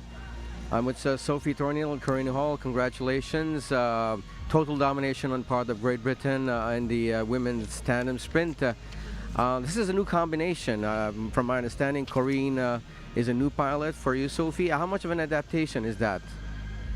It's hard, we've only had 7 weeks together on the bike, but Corinne's a great pilot. She's Paralympic champion in her own right, so it's good for me to have a strong pilot on the front. So I've done quite well. Corinne, for you, if you can talk to us about the communication on the tandem sprint with the tactics. How important is that? We chat through it beforehand, but when it comes to actually being out on the track, we don't necessarily talk. There's a couple of little movements we do on the bike to but Sophie's very good. She's very responsive to whatever I do, so it works really well. Given the successes that you've had, can we expect that this combination remain for the next year or so? To be perfectly honest, we don't know. Yeah. That's up to the coaches. Yeah, pretty much. Yeah. All right. Well, congratulations once again. Thank you. Thank you. And as we approach the conclusion of these 2017 Paracycling World Track Championships, looking for our men tandem sprints now. Their victory ceremony coming up in just a moment. And again, speeds of over 70 kilometers an hour reached out here by these gentlemen today. And a great combination of riders from Russia, Malaysia, and Great Britain making the finals. Ladies and gentlemen, may we have your attention for the award ceremony of the UCI Paracycling Track World Championships.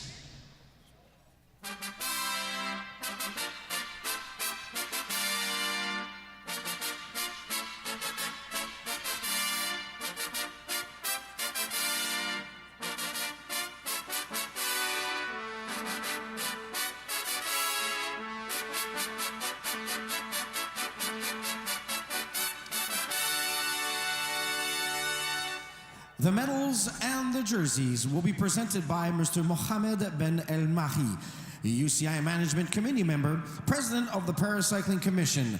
This is the award ceremony for the men's tandem sprint. In third place, and winners of the bronze medal, representing Malaysia, Muhammad Kirud Adaha Razol and Muhammad Afifi Rizan.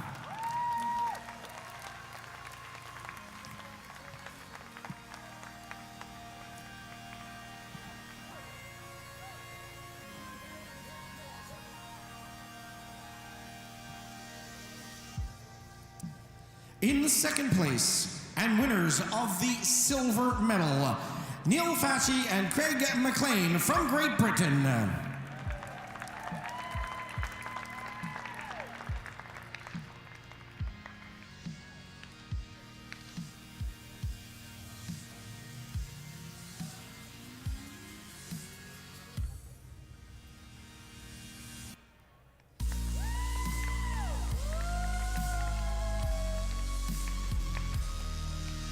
In first place, gold medalists and world champions, representing Great Britain, James Ball and Matthew Rotherham.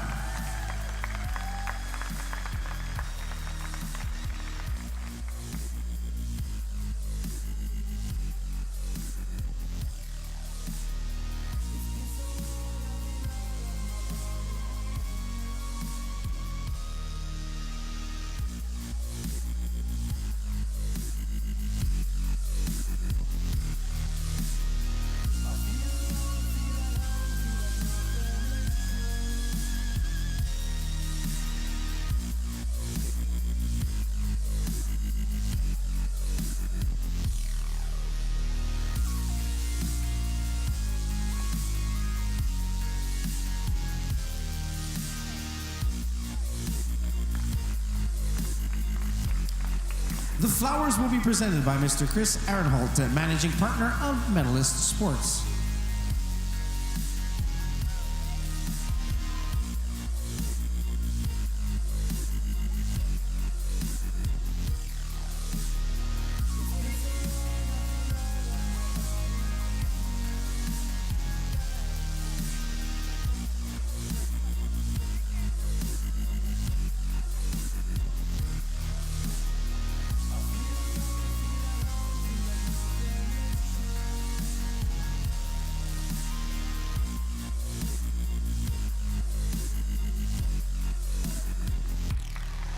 And now, ladies and gentlemen, in honor of the world champions, let's raise the flag and hear the national anthem of Great Britain.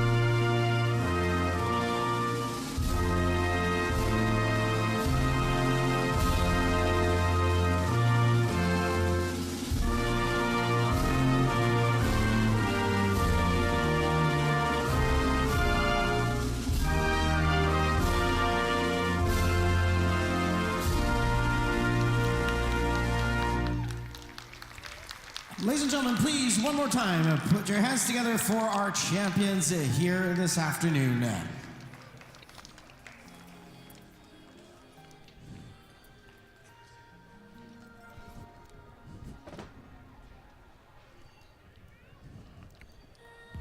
Ladies and gentlemen, this concludes the 2017 UCI Paracycling Track World Championships here in Los Angeles, California, United States. Thank you all for being here. Once again, a big thank you to our volunteers, to our organizing committee, to the commissaires, the people from the UCI. And so our riders from Malaysia congratulating the riders from Great Britain and vice versa. Very strong showing again, especially in tandem sprints by the riders from Great Britain. And our newest world champions will be with Louis Barbeau for an interview here in just a moment.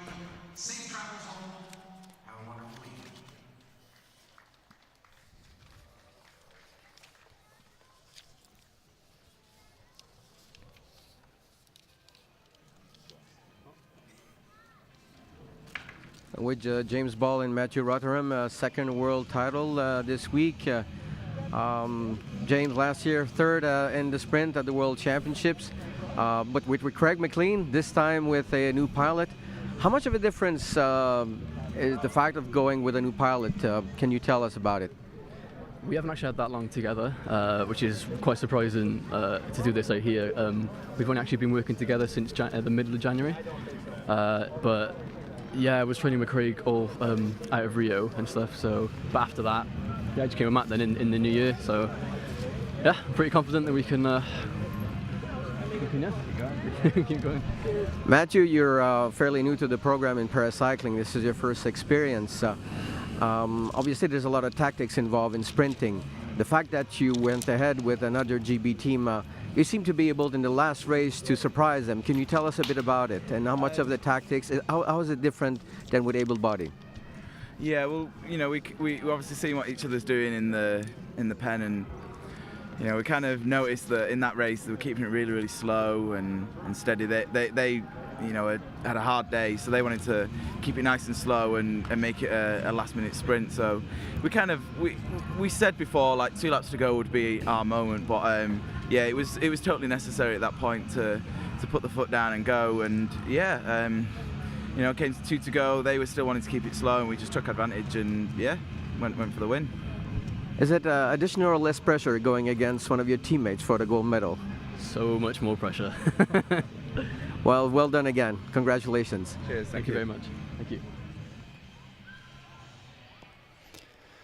World champions Ball and Rotherham being congratulated and interviewed by our own Louis Barbeau. And ladies and gentlemen, thank you very much for joining us for this webcast of the final session of the 2017 UCI Paracycling Track World Championships right here at the Velo Sports Center in Carson, California. Great action, safe, good racing. The road season starts next. Follow it with the UCI. Goodbye.